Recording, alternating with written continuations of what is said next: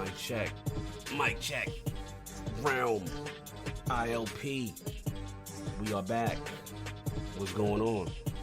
AKW, what's going on, brother? Kid Creed, I see you. Gameplay, don't be funny with the ratios. I don't play with the numbers, man. I don't know what's going on, but I don't play with numbers. But hustle and motivate, my guy, always giving me love. Let me see if I can get his name right. PyCon Fusion, what's going on? Mind for Hire, what's going on? Gen X128 Show Guy, what's going on? Rocker Corey, what it is? Y'all know what it is. It's a big day today. It's a big day. Oh, I appreciate you, Hustle. You're already on your job. I appreciate you, bro. You have no idea. Yeah, man. Big show today in the realm. You already know what it is. You know it's going to be spicy. Lord Jason in the realm is always a good time.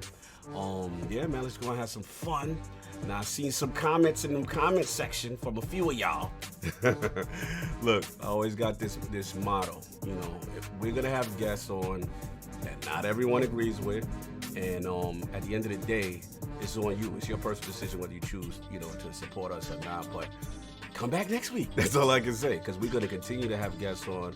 We're not going to be closed-minded and not listen to other people's opinions just if they slightly differ from us or they completely agree with us. So that's what it is. Disclaimer out the window. But anyway, we're going to have some fun today, y'all. Waiting for Attic. I ain't see him in the realm. I know what's going on. I spoke to King yesterday. Me and the King hung out yesterday. It was a lot of fun. Solve will pull up. We're going to have a lit show, man. A lot of good topics, you already know. TCL delegation stand up next. No doubt. Ripper Snorter, you already know. So, yeah, we'll get Jason in here in a few. And, yeah, we got some fun, y'all. So, I'm going to see y'all in a bit. Realm, sit tight. Buckle up. All that good stuff. We're going to get into some real gaming discussions in the industry. Talk to y'all in a minute.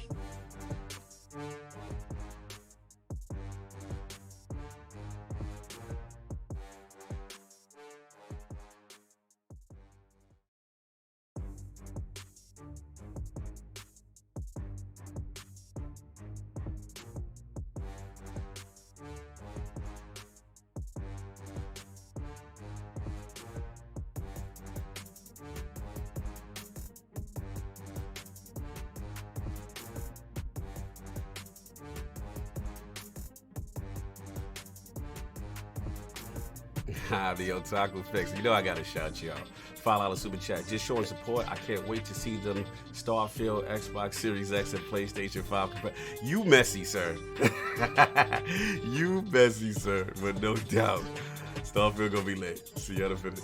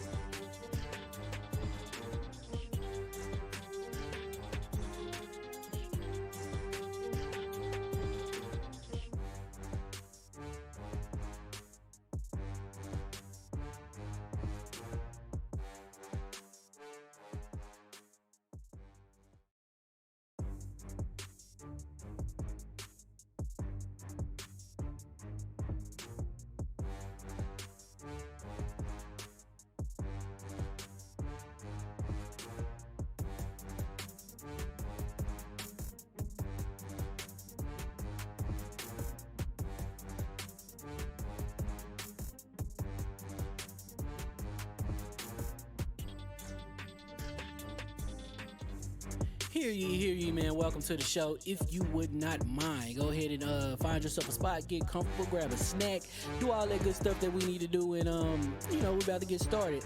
It's not important who I am. What's important is that you are pulling up to the Iron Lords podcast right now as we speak, and I guess I'm here to keep you entertained until it's time to get this show started. So, look.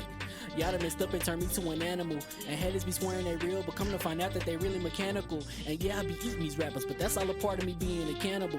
And they say I'm better than money because you can bank on me being accountable. I know a million rappers that don't want to be on a song with me, that's understandable. I kill a beat and they want to compare me to Freddie and Jason. I'd rather be Hannibal. They be like, why use a video game? Just be original, y'all too dramatical. I know it's random, but I am addicted to flipping the sample and making it flammable. This is that yoga, fire, flame. They think it's arson up in the apartment, they call it department and I get the blame. Still I be running, collecting them rains. You just a target when I'm in the range. I was the hardest to start regardless back when you was messaging people on AIM. Check my vocals, all on Twitter, but I'm anti-social. Love my city, but I'm still bi-coastal. I got no, let's switch that up. What is you doing? What I want to do? Don't stop. Nah, that was dope. I'm just Keep that going. Keep that going.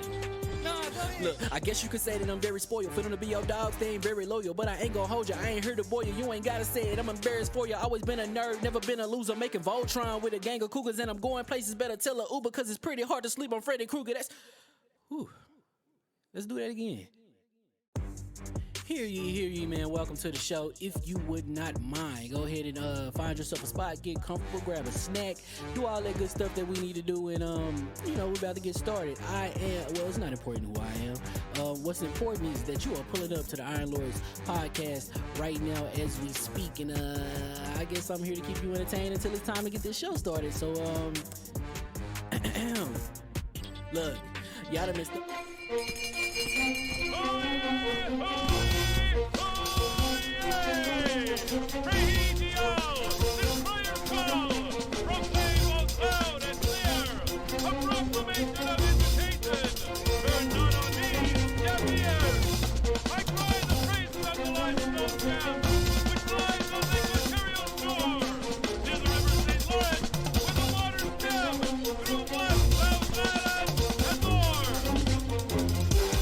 I'ma just chill and watch them and eat snacks in the attic. I wanted to chill with the pack and be like a young wolf, but then they would mistake me for addict. If I can imagine it's cool to give you some advice, then invite your girl to your squadron. Cause if you don't give her that option, you gon' be single player like Sovereign. You gon' get tossed in the bushes by King David. Royalty and not a pretender.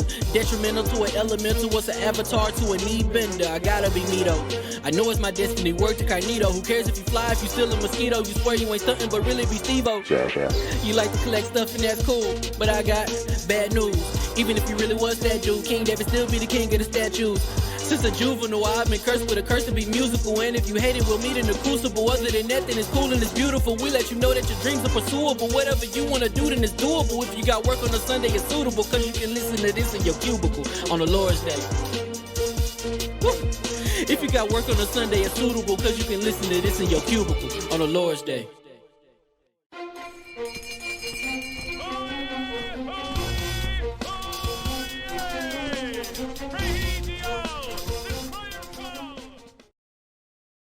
Hot bike. I just did my taxes. My accountant wrote off some of my rent. Hot bike, Jason. Don't want to do you dirty. All right. Yeah. Okay. Yeah. Don't say nothing. Don't say nothing, dude. Don't want to do you dirty. But I live here. Don't put the Social Security out there yet.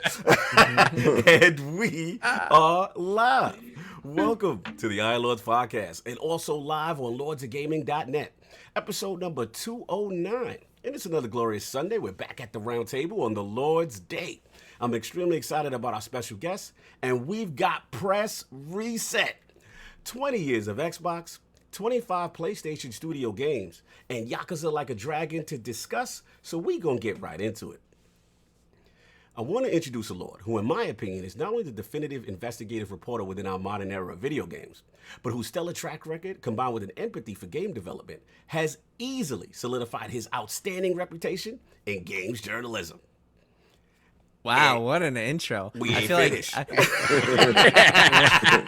I feel like my wife should be saying every time I walk into the room, I want to record that. Record that and then throw that back in the boardroom. Yeah, but we ain't finished, Jason. Introducing the video game reporter for Bloomberg News, co-host of the Triple Click podcast, and author of Blood, Sweat, and Pixels, in addition to his latest book, Press Reset. The Lord of Human Stories, passionate Jet fan with the most legendary Twitter fingers in the game. Live from my New York State and making his return into the realm of the Lords, my man, Lord JasonSchrier. How you doing, sir? What's up, guys? Thank you all for having me, and thank you, Cognito, for the kind words. I appreciate it. Always a pleasure, sir. Always a pleasure, sir. First of all, what have you been playing? And let's talk about Twitter for a second, because you've been real loose. Okay, so first of all, games. I just literally like seconds ago, just before logging onto Zoom for this podcast, I was playing Mass Effect, which has sucked me back in. Playing the remaster. It's a great remaster, and I haven't played those games since they originally came out. So 2007 for the first one, and so I barely remember any of it. It's been like 15 years, and so I'm playing it, and I'm like, man, this game is so good. It's still so good. So I'm really enjoying that. I might actually play through the whole trilogy, which would be crazy. Nice. But yeah, really into it. Nice. And yeah, Twitter is a fun topic. I just like a few minutes before we recorded, I saw someone tweeting at you being like, I was blocked by Jason. And someone asked why. And he was like, because I disagreed with him. And so, of course, it took me 10 seconds to find out that that actually he like called me an asshole and like said my journalism was a joke. And I'm like, man, you're like every single time someone says they were blocked for disagreeing, I've never once blocked someone for disagreeing with me unless they're like annoying in some way or another. Every single time it takes me like 10 seconds to find a tweet where they're just like calling me a prick or something like that. I mean, it's just like why you gotta lie? Why you gotta lie? If you're gonna call someone names, like accept it. Accept that you're an asshole. And, so if somebody engages you nicely, they aren't getting blocked. No, generally. I mean, unless there are like times. First of all, I've never used a block list, and second of all, there are times it's all manual, and there are times when like if people are like dogpiling, like a bunch of people are saying the same thing, and I'm like, clearly this is coming from 4chan or something like that, or like or Reddit or whatever, or if like. If you decide to like, I don't know, just like come after me for no reason, then I'm probably gonna block you. If you're disagreeing with something I said, I will never block you unless because a lot really of people thought that. A lot of people felt like, well, just like because I disagree with them. Yeah. No, I've had some really interesting conversations with people who disagree with me and disagree with my thoughts on something, and that's totally fine. There's nothing wrong with that. If someone's like, you're a liar and your reporting is wrong, then I'm probably gonna block them. If someone is like, actually, I disagree with what you said about Xbox or whatever, then you're not going to get blocked for that. I feel like, you know what it is, Jason? I think you make some valid points. And the thing I feel is that a lot of social media, I love having discourse where you do disagree, right? I feel that's healthy. But I do agree with you in the sense that once people cross the line of being disrespectful, then I'm the same way. Like, it's off with your head. Because at that point, we're not engaging intelligently. You're just trying to be hurtful with certain things. And again, people disagree with me all the time. Me and Saul, we had a podcast disagreeing about Mass Effect, which was better. Like, that's my brother, and at the end of the day, I still love him and all that. And same thing with King Attic and everything else. But it's just the way people conduct themselves. You just don't do the personal attacks, and then I think you're fine.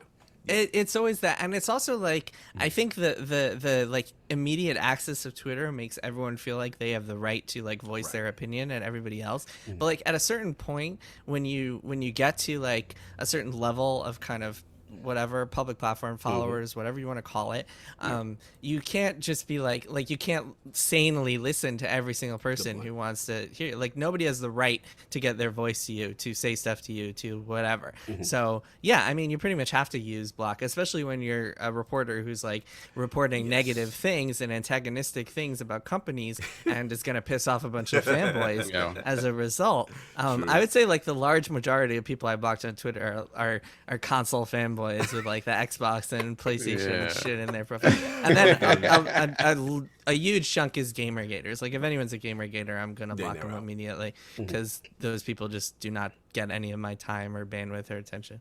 Fair enough. Look, it's your platform. You have the right to run it the way you choose. But I'm glad we cleared the air on the Twitter aspect because I just thought it was pretty hilarious. Exactly. So we're going to get into this. I don't know what the co-host with the co-most is, but anything came in real quick before I jump in?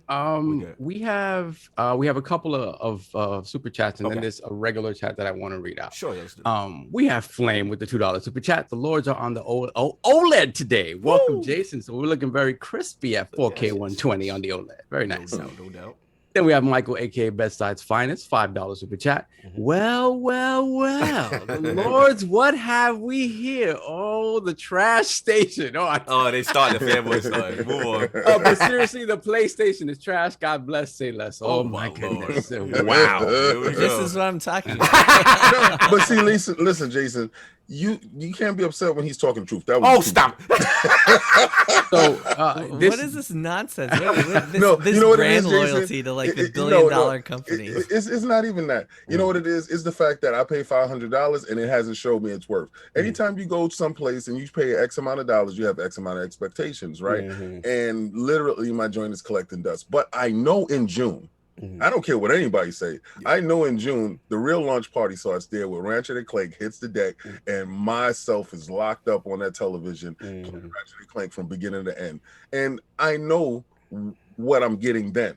But right now, it's been an absolute waste of my money. But oh my goodness! Launch consoles are always like that. No, my Xbox has been really good from day one. Yeah. Oh my, messy. Anyway, so one more thing I want to read. This is Lord Paris is in the chat, and I wanted to read this out because there was an exchange a while back that I guess he's clarifying. Okay. So from Paris, I'm here because Jason and I had a miscommunication. No hard feelings. Shit happens, but he was right and mistook what I said at the time. Wow.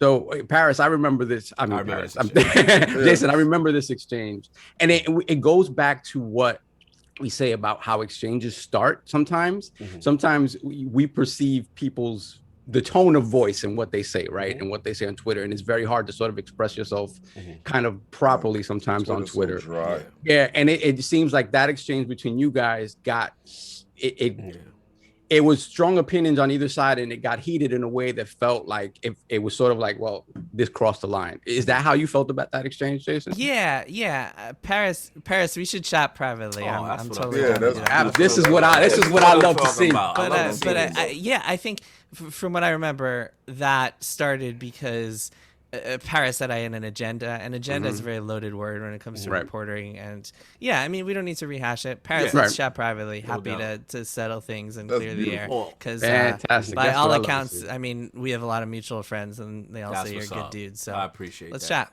I want to I'll put a shout out for my man Hogue Law if there's any way that could be fixed. I like Hogue.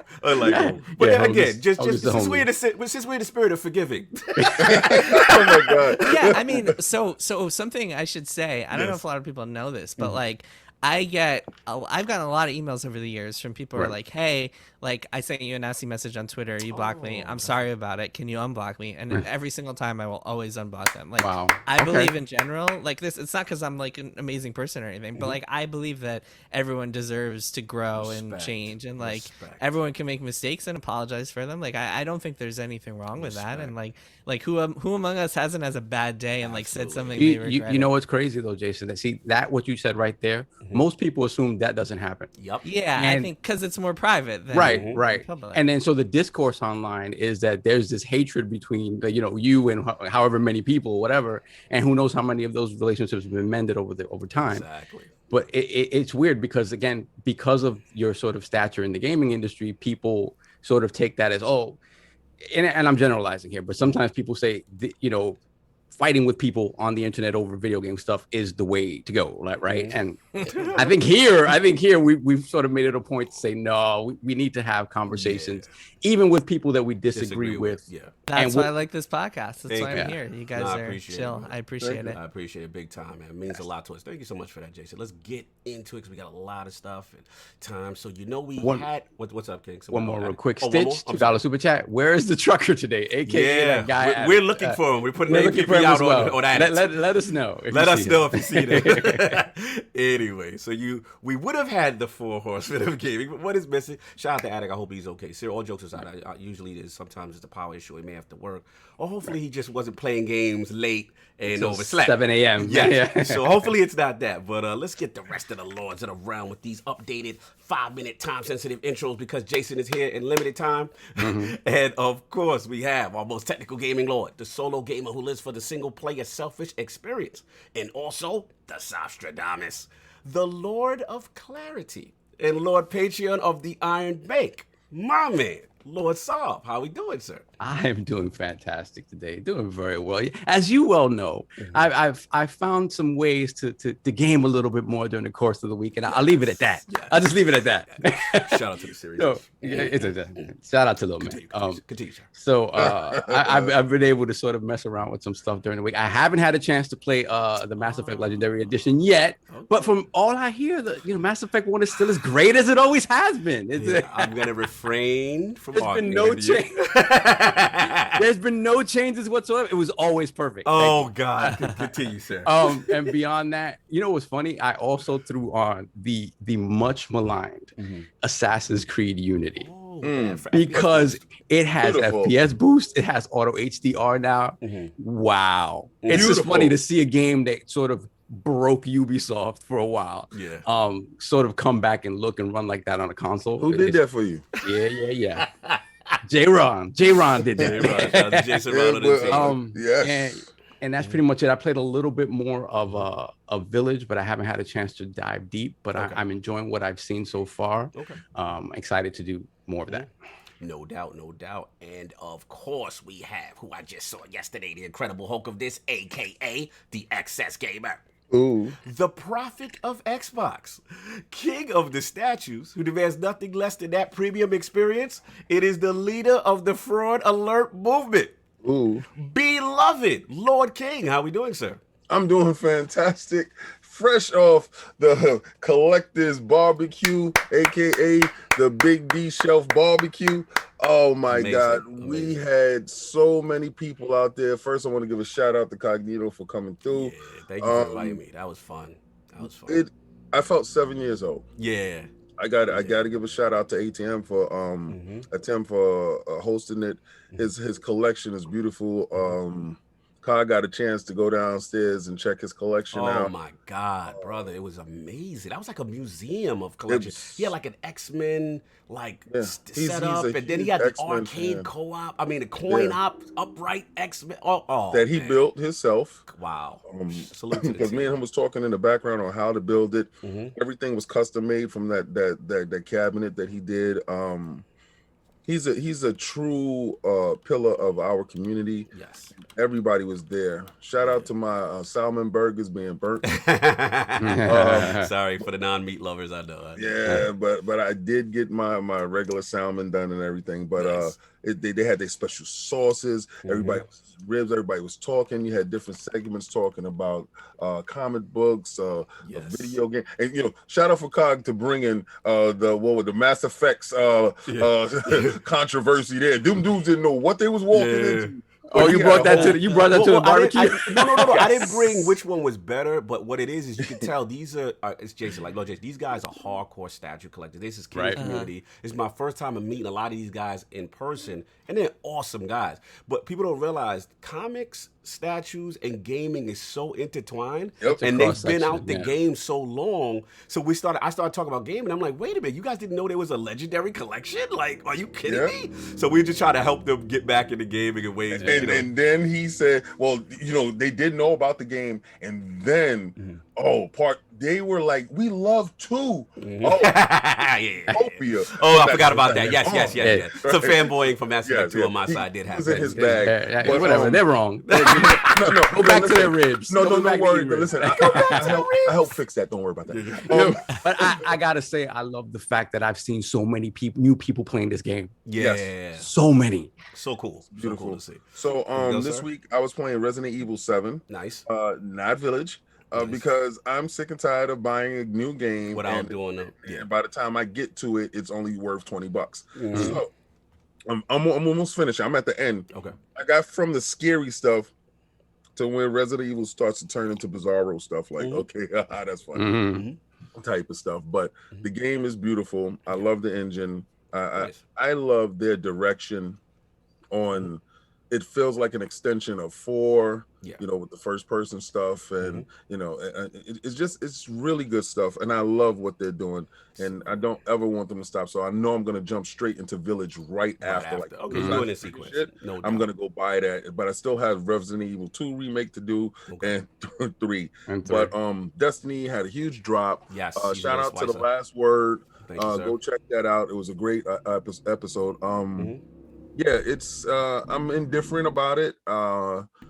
It feels like more rehash with different people, but the ability to change and regurgitate things, fix it up, and just try to give you something different, try to appease the community. I do appreciate the effort, and it did take me away from Outriders, and it did put me in there because, you know, Cog was with me on a couple of things, and every 5 seconds they do something wrong. I said, back to Outriders. You were capping for Outriders. It's cool. The game I can't log in too fast title screen, but it's cool. I feel you though. Yeah, but you're fine, so it's okay. I'm fine. Because mine work. Thank you for your empathy for your fellow gamers. Listen, I feel you, but I don't feel you. You're ridiculous. Both Phoenixes is going up this week. I'm doing that. They came in, so did the live unboxing on DCX. That was last week. Beautiful. Check that out. But this is coming up today. All right, no doubt. Let's get it moving. And of course, we have the gaming ninja himself, the Shinobi, LordCognito, spreading that realness in the realm of the ILP. Not telling you what you want to hear, but what you need to hear. I keep it quick. Shout out to The Last Word, Ebondis. We had D Flawless on, amazing content creator, absolutely hilarious. If you want to know what's going on in the new season of Destiny, please check out The Last Word. It is up. Been playing Mass Effect Legendary Edition like Lord Jason. Been getting back the nostalgia, the feels. You just like, wow, I forgot how much of a space opera, how epic this thing is. And I'm going to do the whole trilogy straightforward, man. It feels so good at 60 frames plus. Woo! It really does. It's amazing, and the HDR hits different. Yakuza Like a Dragon. I'm almost there. Chapter 12. I'm at the hard boss. I'm trying to get that done. And of course, Destiny's Season of the Splicer. Oh wow, Lord Fonzarelli, welcome to the run. I gotta shout that out. That is the homie. Shout out to Jay Fonzarelli. So Solve, we got that done. Any business, and then let's get into the whole thing. We have we have a couple of super chats. So these will be the last ones that we read before because we got to respect Jason's time. So we will get all super chats by the end of the show. We have Max, the lazy otaku, with the $10 super chat. I know it's been a minute since I've been here, but I gotta head out because night work. But 2 things: 20 years of Xbox and E3, y'all know the deal. Plays a clip of King laughing maliciously. Yes. Then we have Scrub Nurse with the $5 super chat. A glorious Sunday. Listening to the Lords while driving 2 hours away from the home to cop a Series X my boy found for me. Go get that Series X. Pairing it with that C10 OLED. Beautiful. Yes, salute. Get that C10 going on, no doubt. Then we have the homie Hustle and Motivate, $2 super chat. Can we get an ILP / triple click crossover? I love triple click. I love it. I love it. Maddie and Kirk. Kirk and Maddie gonna be like, who are these crazy guys? Listen, I'm gonna fanboy. Happen. We should all play Among Us. Well, yeah. Oh, that would be amazing. That would be fun. That would be fun. Are we caught up on the super chat? And of course, we have Lord J. Fonz joining the realm. So put the crest in the chat for our brother. Thank you, J. Fon. Great content creator. Awesome content. One last one. Sure. Eric J. with the $5 super chat. What's up, fam? Have a good show.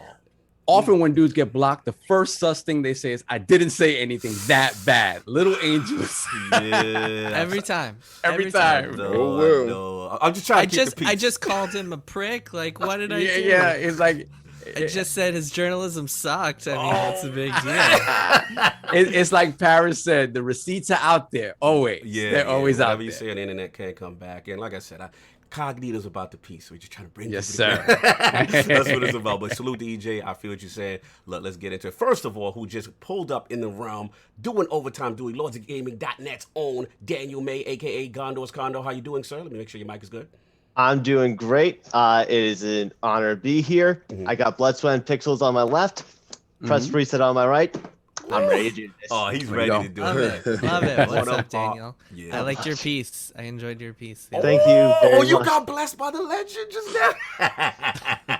That is an awesome feeling, man. So let's get into it, man. So obviously we got into what the Lords have been playing, but we got to focus on Lord Jason, his latest book, Press Reset, and of course a deeper dive into the culture of game development with some questions. But before I start that, I wanted to ask you, Lord Jason, I know it's been a year since you've been here, ILP 146, I believe.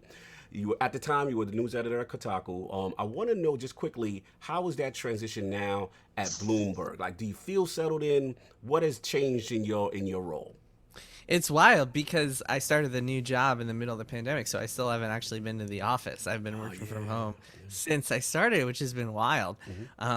Yeah, no, it's cool. It's a very different audience and a very different world. So I've been like learning a ton of stuff, which is part of why I took the job, is because like I wanted something totally new. I didn't want to just be writing for the gaming audience and like doing gaming blogging like I was at Kotaku.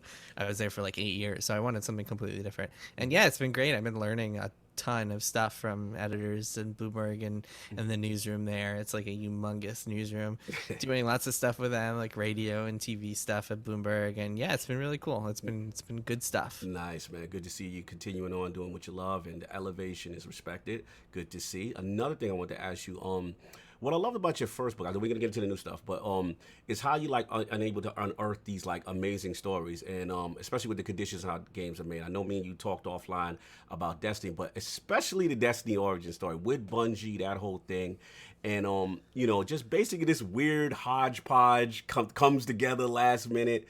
But I wanted to ask you this, like, how proud of you are reporting stories like this? And then the second part is like, how do you go about earning the trust of these devs to tell you these very personal stories about game development?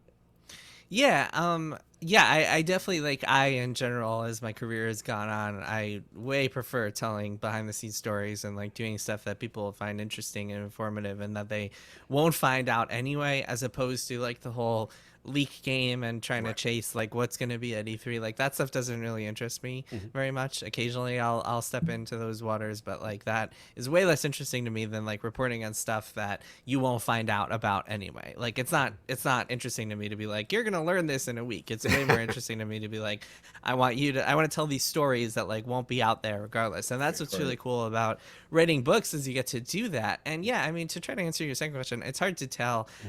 Like trust is a funny thing. Like it's hard to tell why someone would want to talk to me, why someone would trust me to tell their story. But I think a lot of it is just doing the work and like continually like having a lot of conversations with people and just like writing stories and just like having this body of work that shows to people that, hey, I will do my best to like to do a service to you, to like to tell your story in a fair, accurate, respectful way.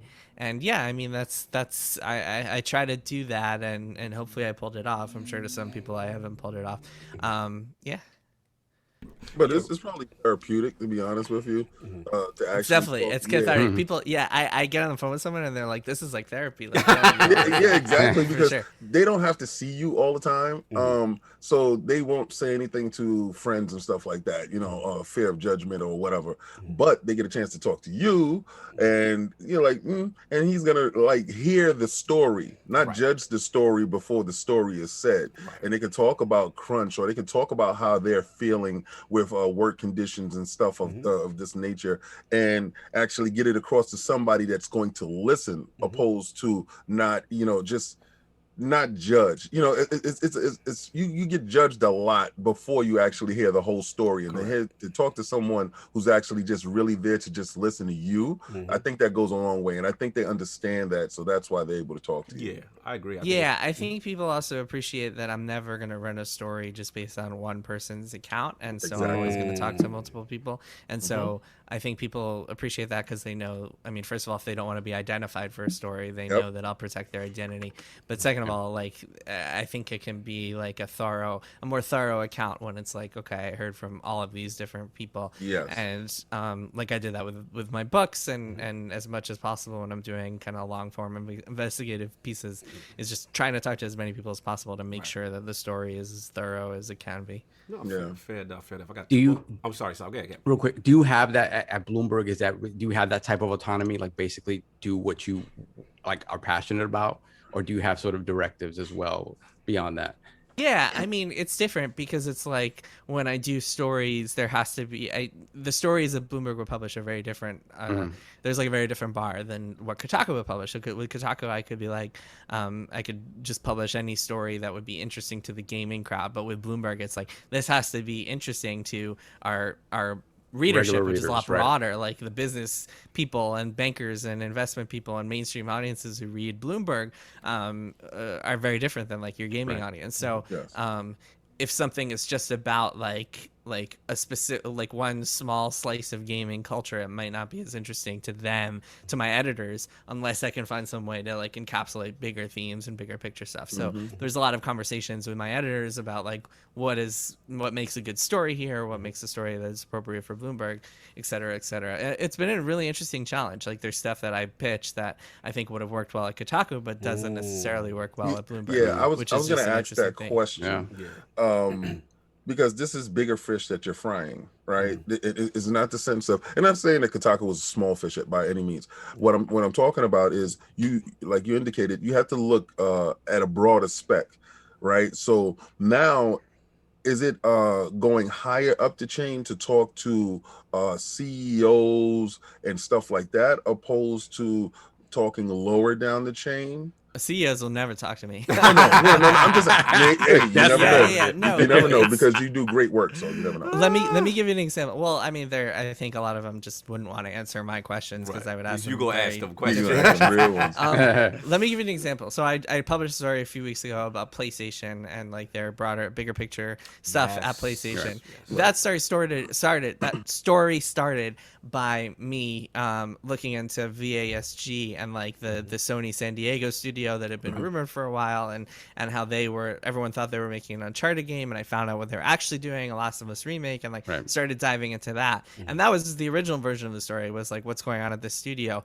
But that is the type of thing where it's like the Bloomberg people would be like, why would anyone care about that? This is a small studio. That like, and I'm like, well, a lot of people like thought that they were doing Uncharted and there were rumors, and they're just like, no, it needs to be bigger picture. So I zoomed out and like incorporated a lot other like PlayStation stuff into that, and so it became like a larger like zoom out at the organization. So there's a lot of just like zooming out and looking at the big picture. That's what I'm talking about, as opposed to like interviewing higher people, which hasn't really. I mean, we have people who interview CEOs and talk to them around fiscal quarters and stuff, but yeah, I do have the autonomy to just kind of pursue whatever stories I want, which is really cool. No, that's awesome. Which I very much appreciate. Yeah, that's awesome. I got two quick ones, and then I'll open it up. I know Lord Daniel May's got some great questions. We'll get his in as well. I want to play devil's advocate. I want to be on the flip side. Yeah, so hit me. I clearly have no problem with your reporting, right? But some friends of mine have said, they argue with me. They say, Lord Jason, crunch is normal. That's a part of the business. And then the second part is they say, I think he nitpicks. I think he picks and chooses only disgruntled people, and it's not balanced. So how do you answer these people in regards to crunch as a normal part of the game, and as far as the people you choose for actually interviewing for these great stories that you end up putting out? So, I mean, first of all, crunch is absolutely a normal part of the games industry, and that's kind of a problem, don't you think? Like, I think that like maybe people think that the crunch means something. Means just like working overtime, and it's just like, oh, I work my overtime at my job and it sucks, but I do it. But like the biggest difference in the games industry is, first of all, it's usually not paid because people are on salaries. They're working office jobs where you're like putting in all these hours and you're not getting paid for it. Second of all, it lasts for months. It's not like a couple weeks to finish the game. It could be like months and months of overtime on end. Third of all, like if you're doing that too, then that sucks and your job should be called out as well. But anyway, that's all besides the point, by the way. My new book, Press Reset, is actually totally not about crunch. It's about volatility in the games industry, which I think is a way bigger problem. Absolutely. But to answer your second question about disgruntled employees, that is something I'm very cognizant of. And yes, absolutely, like people who are disgruntled are way more likely to talk to a reporter. But I always try to talk to people who aren't disgruntled. And in fact, I heard a couple weeks ago, because there was some like drama around 343 and a Halo Infinite developer, I heard from someone reached out to me and was like, hey, I want to talk to you. I've actually had a good time working on Halo for Yes. this reason and this reason. And I was like, great, I want to hear your perspective. Like, I want to hear as many perspectives as possible. That's always my job. And oftentimes I will actively seek out people who are not disgruntled and who I know are not disgruntled, because I want to make sure that I'm not just getting exaggerated versions of the story. And like, that's part of my job. Like I said before, I'm trying to talk to as many people as possible in order to make sure that it's like a fair account and that I'm getting like the thorough truth of what's happening. So yeah, I mean, this is not something, it's something that a lot of reporters have to deal with, is like having to filter out what's just gossip and bitching about your job. Oops, complaining about your job.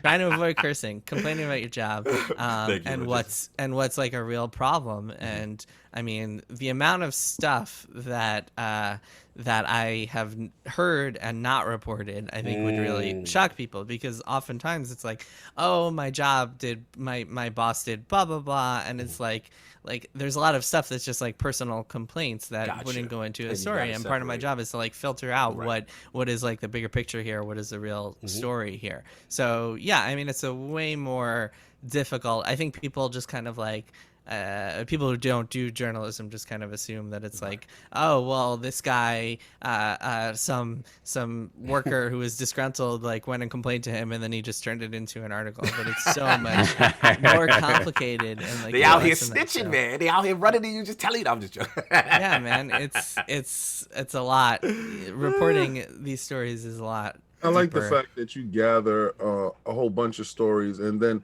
you can actually follow a common thread when you hear multiple people talk, and they can give different accounts of the same instance, so you can really get down to the truth. Because people will always say something from their perspective to make themselves look good, and then if you hear multiple accounts of it, you can actually get to the middle part where the truth is lying right in between.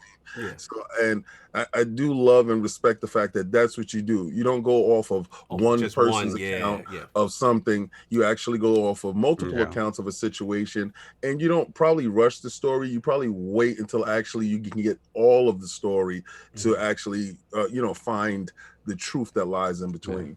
Yeah, it's why I was frustrated a couple of weeks ago when King, your Xbox Army, decided to because I had tweeted about this 343 guy. I was going to talk about that 343. Yeah, and he then walked back his comments, or at least said they were taken out of context or whatever. But everything he said in his original message, whatever I saw in Resetter, or the translated version of his message, all of that was 100% true, because I had been hearing the same things from like almost a dozen, probably more than a dozen other people who have worked at 343, because I've been working. I mean, I'm not made it a secret that I've been very curious about Halo Infinite, and I've been talking to a lot of people who worked on the game, and everything he said about like the tools being in progress and the vision constantly changing, that is all 100% true. It's also often true in multiple like in the broader context. It's true of many, if not all, AAA games, which is why I tweeted about that in the first place. But then suddenly like I have hundreds of people tweeting at me about how my story was taken out of, my story is wrong and I should fix my story, and I'm like, what are you talking about? I didn't write a story. I just tweeted this because I know it's true, and it remains true. And these fucking fanboys. Sorry, these freaking fanboys. You know what it is, Jason. They drive me nuts. And those are lower rank and file. Lower rank and file. I get it. These are the lemmings. These are the lemmings out there. I do apologize for the lower rank and files. Even tweeting to you in that aspect. Please stand down. Listen, when it comes to something that they have hopes on, because a lot of these dudes bet on these horses and they expect these horses to win, and they put all their eggs in one barrel, and when you're like, oh, Halo Infinite is, and they don't want to hear anything wrong with their picture. They always want to hear a rosy outlook to it, and that's not exactly how it goes. And we all understand where it is and where we hope it to be. Right. Not everything is going to follow that same path, but to tweet at you and harass you, that is not, you will never catch anything, like from me bothering anybody about stuff. Half the time, I'm that's just posting. Yeah, you're a good guy, unlike most They're out of control. But yeah, no, it's funny because it's like it's I read it though, and I was like, oh, that sounds like it's really true. And in my head, what you wrote, like, not being there, not knowing it, I'm like, yeah, that sounds really true. And I'm like, please get it together. You got a couple of more months to get it together. Get it together. What's something that you read, like a tweet that you read in response to that that wasn't disrespectful, that was accurate, but actually mirrored what you tweeted? Like, you understand what I'm saying? Like, did somebody have some type of information that kind of coincided with what you tweeted?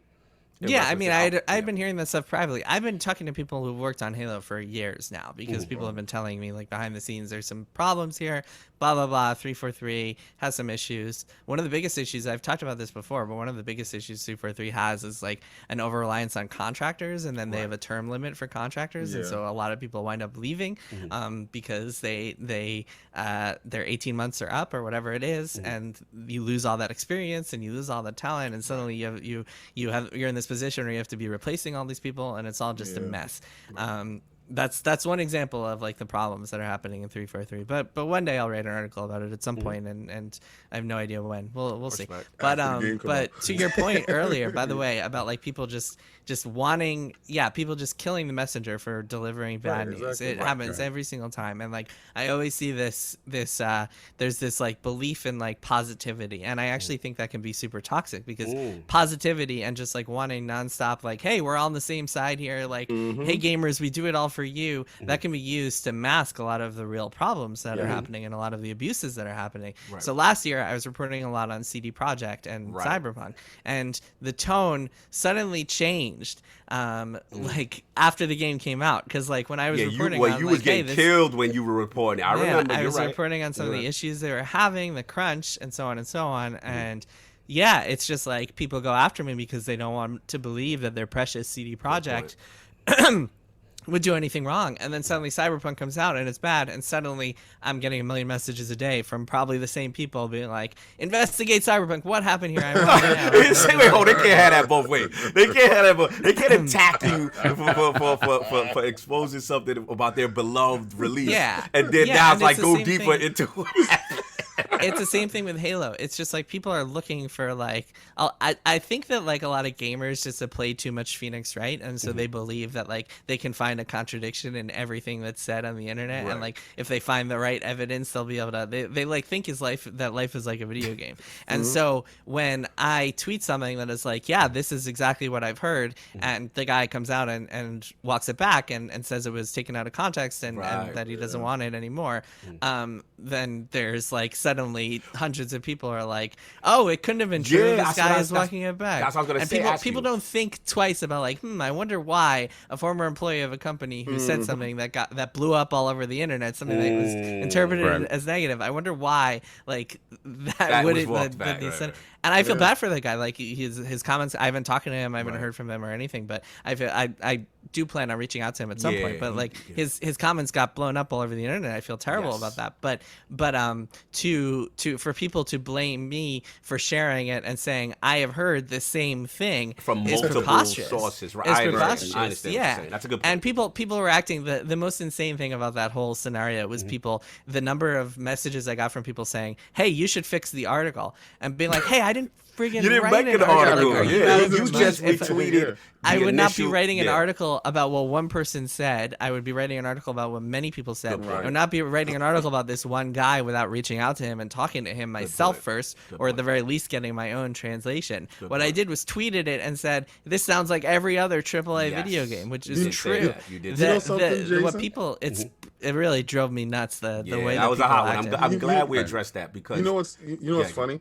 It's this because that's a journalist, people. Okay, he's a journalist. I'm a provocateur. Right? So love it. I love you owning tweet this. out stuff, and I will tweet something about something I heard from somebody. Right. He will gather sources because he went to school, he put in the work, he did all of that stuff. He is a journalist. I feel it. Me, I'm looking for a reaction. I am a provocateur. Respect your honesty of what you're doing, Because kid. somebody told me the other day, like, "Oh, I look to you to be a journalist." I said, "Excuse you?" Oh yeah, I did see. Yeah, you're right. Yeah, you're right. Look someplace else. Yeah, look somewhere else. Look somewhere else. You're out of Okay. your mind. No, I'm glad we clarified that. I'm so because I did want to talk about that. It was a hot button. Yeah, issue. I just saw someone in the chat saying that this person reached out to me. That is, again, not true. This person did not, the guy who, the concept artist did not reach out to me. I imagine he reached out to people who actually wrote articles about this, not the guy who tweeted saying, this sounds like what I've heard and what the rest of the AAA video. It's just nuts to me, like how many Facts. people just like believe this complete misinformation. Often it makes me wonder if just like social media and the internet was just a massive mistake, and that like we should not, human beings I are not think- meant to be this Not at all. connected. There's pluses and minuses. I agree with the mistake part completely. Oh, I know Saul agrees because Saul doesn't use social. I feel listen, it's how it's used. This is another discussion, but I do understand the points that there's a nastiness to it. But then there's sometimes where it's positive, where awareness is brought to a situation that a lot of people didn't know. And let's be real, you know what I'm saying? Especially, I look at, what happened, not to get too political here, but, with George Floyd, like, could you imagine in the era of non-social media and non-camera phones, think about how many atrocities that were not recorded. So it's a balance. It's good to it and it's bad to it. I want to move on. True. We got a lot of stuff to ask you. And Lord, Yeah, Daniel, let's he's at the talk. bit. Let's get I got to into talk it. about the new Daniel. You're up after this. What last question, Daniel? And I got you because I know you've been waiting patient. Okay, we got to get into the new. So like Saul said, what we here for? Press reset, ruin and recovery in the video games industry. Now, one theme I see a lot through this book, to me, is just the pure volatility of the games industry, right? And I got to be honest with Jason, on a corporate level and on a development level, this book really hit home for me emotionally. Chapter 6, 38 Studios, man. Man, that's That hit wild. me because as a sports fan, I wasn't Boston Red Sox, but I remember Kurt Schilling. So we know the famous series. I know Kurt You know Schilling. what I'm saying? You're a Yankee fan. Like the Bloody Sox was like an iconic thing. I love your choice of the title, the story, the whole bit. The reason why it hit so hard for me, King, is like if I just had a little bit of game development talent and I was looking, I would have been fooled. I would have applied for this. It felt like the dream job, y'all. Yeah. Like he really, to his credit, you got this big mega star MLB. I'm not going to spoil too much because I want people to read the book. But, this big MLB star who's just like tons of capital, looks like, for all intents and purposes, treating the, game dev well and almost over treating them well. Where they got to pull back a little bit, right, Jason? And then, just to see what happened and I was just like, wow, how this thing fell to pieces. And then also one last point, got a second lease on life during during the tragedy financially. So I want to ask you this, Lord Jason, like, to me, this is a pretty heartbreaking story. Like this one, almost, I was like, damn, this would have been me. I would have got caught out there. You know what I mean? So, like, could you say how it was putting this story together of Kingdoms of Alamar / Copernicus? Like, how was that for you, reporting that story? Yeah, it's tough. This whole book was tough. Having these conversations with people about like some of the hardest times in their lives. Although I think that like a large chunk of it was also talking about like how they recovered afterwards, which was pretty cool because there are a lot of like cool recovery stories and also a lot of stories about just like here's how things can get better. But yeah, with 38, it was wild because it's a lot of people who didn't just get like screwed over and then they moved somewhere for this job that fell apart. It's also they got robbed of their final paycheck because they didn't get paid their last check. They didn't get severance. None. They got stranded in Rhode Island where there are no other video company, game too. jobs. Some of them like did not have money. And then what really is just like, man, unbelievable is that for a few of them, what happened was they moved from Massachusetts to Rhode Island, and a few of them, so the company said, hey, if you can't sell your house as part of our relocation program, we'll take over the mortgage for your house and try to sell it ourselves and pay your mortgage until we can sell it. And so a few people, I think it was 7 or 6, their houses didn't sell, so they gave them to the company. The company took over the mortgages, and then they went and got apartments in Rhode Island or whatever, houses, whatever they did.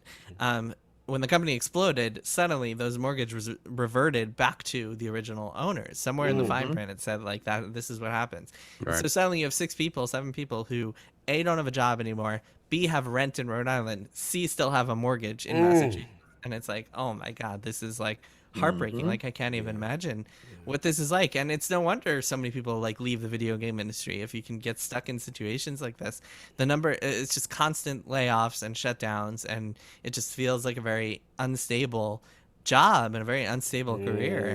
And that's why you see like so many vacancies for senior level talent across game studios. Like if you ever go to a game studio website, look up their jobs and you'll see senior this, senior that, senior this. It's because people don't stay in games for longer than like 5, 6, 7 years. People just burn out. People are just like, man, I can't do this. I can't keep moving around the country every 2 years every time I get laid off. And that's what the book is about. And the book says, hey, this is unsustainable. We got to fix this. Let's find some ways to do it. Let's tell some stories about what happened to people, how they recovered, and let's find some solutions. Now I'm glad you brought excuse me, I'm glad you brought it to light, because I'm in this part of my career where I'm possibly transitioning, thinking about, I am thinking about the industry on some level, and this really puts things in perspective with certain aspects, and I really have to do due diligence, and if I am to pursue that. So this one really hit home for me. It was like, that was probably one of the closest I came to tears, because some of the stories were just really tough. But I thought I knew the story until I think the scariest part about this is that when you go through all the stories of the book, the through line that you see is that it doesn't matter if you're this super well-renowned auteur in the gaming industry. If you've been around forever and you're super well respected, it'll still chew you up and spit you out. So imagine someone just coming in out of college. Imagine someone just getting into the industry for the first time, like you might be doing, Cog. It's a scary thing where it doesn't discriminate. Yeah, it doesn't matter. I mean, you could leave one situation thinking, I mean, in his book, he's even had scenarios where a person leaves one situation thinking it's going to be a sinking ship, to thinking that something's more promising, and then the same outcome happens when they move. But enough about that, because I want to get Lord Daniel May in. Lord Gondor's Condor, Lord that man. What you got for Lord Jason? You've been patient, brother. Thank you. I think the first thing I really want to ask is actually the first chapter, and you're talking about Warren Spector and specifically his time with Epic Mickey, but you also mentioned that he started his career in, I think, 1981. So he spent like decades throughout the gaming industry. So how did like the culture of crunch in the gaming industry change throughout Spector's career? Yeah, he's one of the elder statesmen, one of the legendary designers. Obviously, Warren Spector, he was the director of System Shock and Ultima Underworld and Deus Ex, or not director of all those games, but had a hand, produced all those games. Yeah, I mean, as far as crunch has definitely changed a lot over the years. In that it used to be more of like the games industry used to be a little more like frat like, where it's like a bunch of people like living in a house, like drinking Diet Coke and eating pizza and staying up all night coding. And then it's gotten a little more professionalized, and now the cultures of crunch are more like, now we're staying in an office and ordering Chinese food in those big platters, and that's our crunch dinner. No, but the reason that I started the book with that story is A, because I think it's a really fascinating story, and Warren Spector is a fascinating life. But B, because I think that Spector's journey kind of proves that even if you're like one of the most respected, like talented game developers of all time, someone who's a legend in this industry, you still can't find stability. And that to me is so sad. The fact that like even someone like Warren Spector, like Warren friggin' Spector, who directed Deus Ex. Deus Ex is like such a revolutionary game. I know that some people out there might be a little young and didn't play the original, but this game like changed a lot. And Warren Spector's work just in the immersive sim world has inspired everything from like BioShock to Fallout to Yep. Breath of the Skyrim. Wild, like anything you've played has probably been inspired by Warren Spector's stuff in some way. And the fact that he has been like moving from job to job and just unable to find a sustainable like long-term career is just so sad. And it kind of is reflective of the entire video game industry and the problems that it has just keeping on to people and like keeping people just like healthy and happy and employed stably. It's really sad. Yeah. Yeah, absolutely. Lord Sarver, Lord Dan, I know you got another one, so I'm gonna let you double up. You've been super patient. Get double up. No, yeah, thanks. Yeah. So then after you finish telling Spectre's story, you move into probably like what I thought was the cornerstone story of this book with Irrational Games, because you then see references of the sort to Irrational Games throughout the rest of the book. Like you see it in the Molasses Project, you see it with the disappearance of 2K Marin, as you call it. So how much did you intentionally plan for Irrational Games to be connected to the rest of the book? Yeah, well, so what happened was when I was reporting, I knew I wanted to cover Irrational. I knew that was going to be one of the big studios I wanted to cover because it's so interesting and such a strange situation because they had just released a successful game in BioShock Infinite before they shut down a year later, and it's just like, how can this happen? Because usually you think, oh, a studio's shutting down, they must have released some bad game that flopped and so they ran out of money or something, but that obviously did not happen in this case.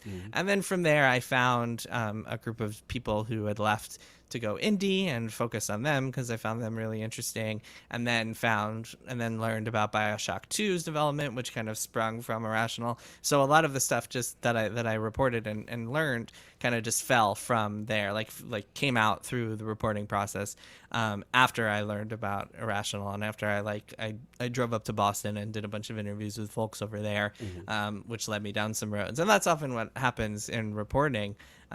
For anyone out there who's interested in just the behind the scenes of journalism, is usually you're like talking to one person and you say, hey, who else should I talk to? And they'll say, well, I'll talk to this person and this person and this person. And it can lead you down some really interesting roads as long as you're just willing to talk to as many people as possible, which is my favorite part of the job. So I'm always willing to do that. Yeah, that's awesome. That's awesome. And I was gonna say, shout out to Lord Attic too.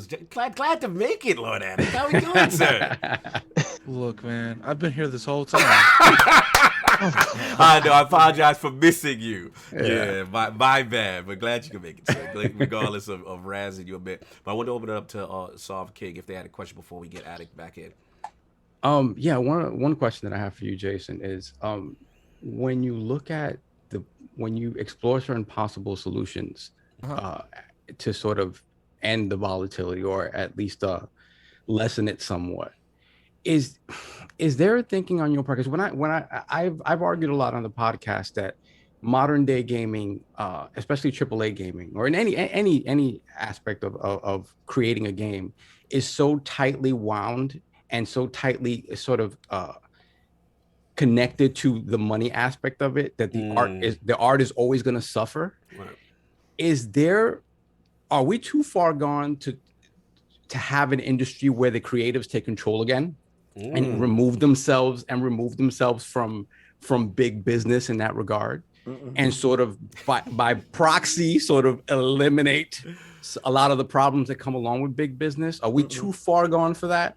Or is there a way towards getting that? Because that is kind of like the Nirvana situation where the art takes precedence over everything else, and then because as artists you care about how each other, how everybody in the industry sort of achieves that art, and I obviously the money is so, like I said, it's so tightly wound to that it feels like it's unattainable, but it just feels like with stories that you tell and the things you hear throughout the industry, it seems like secretly everybody wants that, or quietly everybody wants that.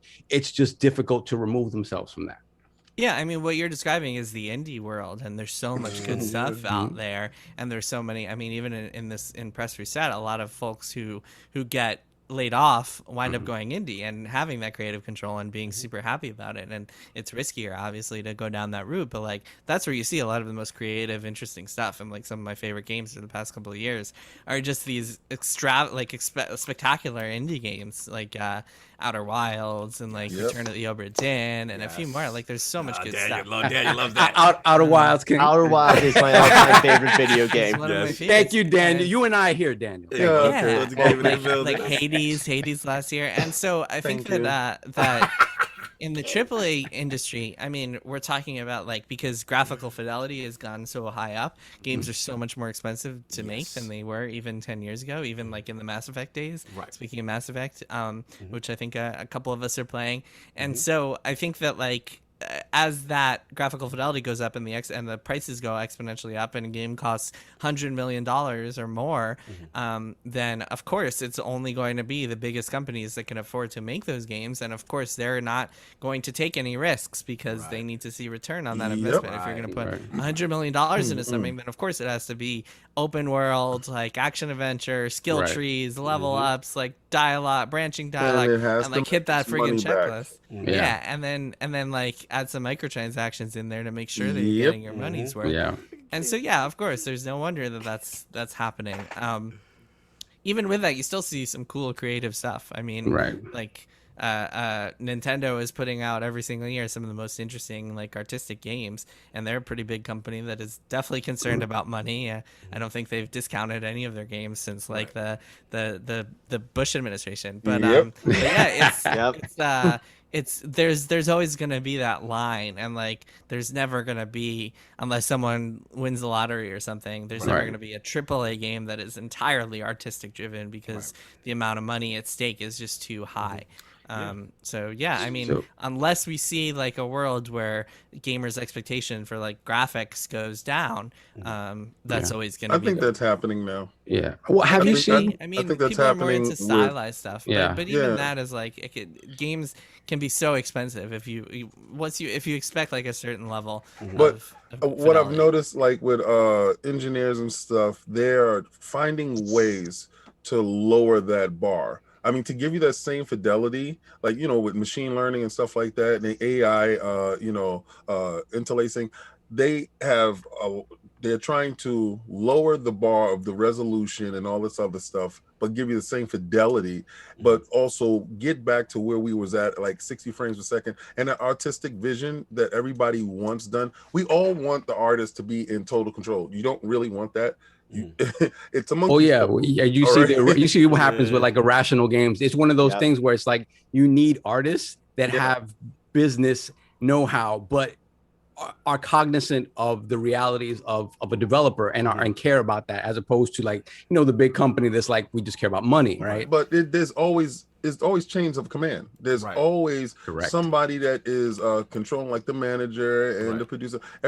Somebody has to oversee the artist, because if you allow the artist to go get too crazy, full Kojima, like you get full Kojima, stuff really goes crazy. Oh my God. So Stop you really. You know what's funny? I was actually thinking of Kojima would Yes, I always know get you to were. say it. I want to jump in, because this is a good discussion, and the thing is, what I realize, it's so many things that go into this pot of making a game and then making it successful. And then you have the financial and the corporate types who, I'll be honest, in the beginning, I was very biased against, because I'm like, let the developer do what he wants to do, let the vision. But then, like Jason, I've heard you on multiple podcasts where it's like, you know, sometimes I'm like, yo, this game did $5 million. That's a success. But it's like, what was the budget? What did they allocate? What were their expectation to reach? And if they didn't reach that, they say they spent this exorbitant amount of money and they didn't reach that expectation, then yeah, to them, it's not a success, even though I may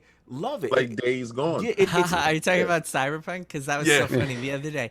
I got man, again, Twitter is just the worst place in the world. I tweeted about, like, I was tweeting this article I wrote about Cyberpunk and how the executives are walking away with these massive bonuses despite the fact that they released this flop of a game, and everyone's like, Cyberpunk's not a flop, Cyberpunk's not a flop, oh my god, how could you call Cyberpunk a flop? I'm like, first of all, way to focus on what really matters here. Second of all, yes, it's a flop. It sold 13 million copies, which seems seems amazing until you realize that Not good. their expectations were much higher because they only release one game every 5 years, and so they needed it to sell like however many copies. I think 16 million was what analysts hoped for in the first month, and then numbers went way downhill because it was removed from the PlayStation Store. So yes, it was a flop, even though it sold 13 million copies. Like, learn what friggin' math is.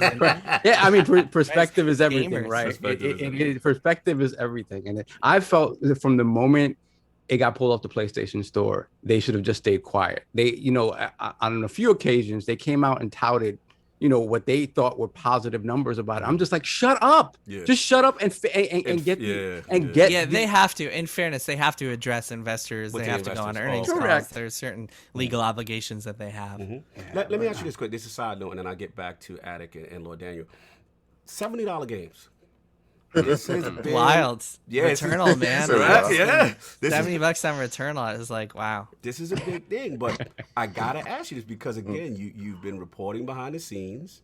You're starting to see, what financially these corporations are expecting, and we're not going to act like games are not expensive, but at the same time, like, is it something that you feel is justifiably inevitable, or is it something where it's like, nah, you should still be able to do it at that price? Because in fairness, games have not gone up for a while, right? Yeah. And then, like but at the same time, decades, like 2 decades, but at the same time, as gamers, we get mad when they be like, yo, you lacing us with these microtransactions. So if I put on corporate cog hat for a second, right, then I can say, well, damn it, gamers, how are we supposed to make this money back if you don't want us to raise the price, but you don't want microtransactions, and we got to stay the same?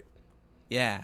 I've always felt like games should have variable pricing. Okay. Like when a game is like a humongous RPG that costs hundreds of millions of dollars to make and is 400 hours or whatever, I feel like that should probably be like sold for more money than I don't know, even a Returnal type game, which is hard. It's hard to just having actually spent $70 on Returnal. It's hard to feel. To me, it was hard to justify that price. I bought it because we covered it for our podcast, but even smaller stuff and Can I ask one question? Yeah. Because you said caveat. If you didn't have to cover it for the podcast, would you have purchased it? Returnal? I don't know. It's hard to say. Well, at the time, he probably didn't know. So. Well, he didn't have to cover it. He bought it because he doesn't have to cover anything anymore. Like he can. When it comes to game cover, it's like it's what he wants, really. Right? No. Well, we were doing a triple click episode. Okay. Yeah, you did the last. And I should be to be candid. We expense it to the podcast. So yes, exactly. No. I mean, we did that here as well. You know, and it's just it was just a question. And it's like like an overarching shot towards the game because probably one day I would get the game when it actually falls down to the price that I feel that I want to pay for it. PS Plus, sir. No, I don't have PS Plus. This is a Game Pass plug. We know what's going on. I'm not even gonna go in there. I respect you for that. Clip the snip with Jason in it. I'm not even gonna do that. Yeah. But it's just I'm just trying to like to hear it, and I understand when you said like variable scales of pricing. I know that's like a rabbit hole to go down, but I do agree with that, and that's why sometimes I just wait for the price to hit my mark. Which is a good way to go. I mean, I feel Returnal's a complicated one because that game kind of feels like it should have been in early access, so it's kind of like an unusual case. But I don't know, like smaller scale stuff. I feel like sometimes it shouldn't be full price, and maybe if you're gonna charge $70 for the big games that cost you tens of millions, hundreds of millions of dollars to make, then maybe if a game costs you only $10 million to make, maybe you could sell it for less than that. But I don't know. I mean, look, at the end of the day, these companies are super opaque about their financials and like how much they're actually taking, and like really, if they wanted to be just, I don't know if they could get away with that because like games get away with this because GameStop would be mad, but they should be selling digital copies for less than physical copies. The only reason they don't do that is because retail partners will be pissed at them. But I can see that happening one day in the future when it doesn't really matter what GameStop thinks because GameStop is on their way out anyway, despite the Reddit memes. but yeah, but I could see like a company like, so especially Sony, Microsoft, Nintendo, who own their own stores, and so they don't have to pay any cut when they're selling their games on their own stores.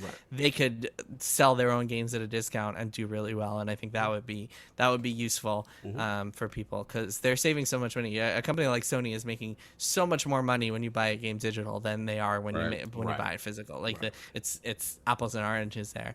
But yeah, no, pricing is an interesting thing, because it's like it seems like the games industry is making more and more money every single year. The last stat I saw was $180 billion for 2020. And it's like, where's all that money going? Because it's not going to the developers. And then you look at the amount of bonuses. Somebody brought a yacht. On the got to get addicted. VA just bought a new plane. Yeah. Exactly. Wow. Right? So real quick on the subject of monetization there. Is there like, if you look at the situation with Ubisoft now, where they're committed to making more free-to-play games, is that a positive way to monetize that at the same time also alleviates some of the industry-wide volatility that you were talking about in the book? Whereas if you create a game that requires that much work on it, that's going to be a living thing that's supposedly going to live for a decade or whatever or more, does that sort of alleviate the volatility, or does it also add to all the other reasons why the industry has been volatile with the crunch and stuff like that? I think it can, and I think that like what you used to see back in the day was, okay, we just finished this game, we're paying for 200 people at our studio, we don't need 200 people, so let's lay off 100 of them. Nowadays, because there's always going to be more work to do after a game comes out, there's always going to be like patches and updates and games as a service, quote unquote, especially with these living games like The Division or whatever other free-to-play stuff. I guess The Division isn't free-to-play, whatever free-to-play stuff Ubisoft is doing. Heartland, that new thing.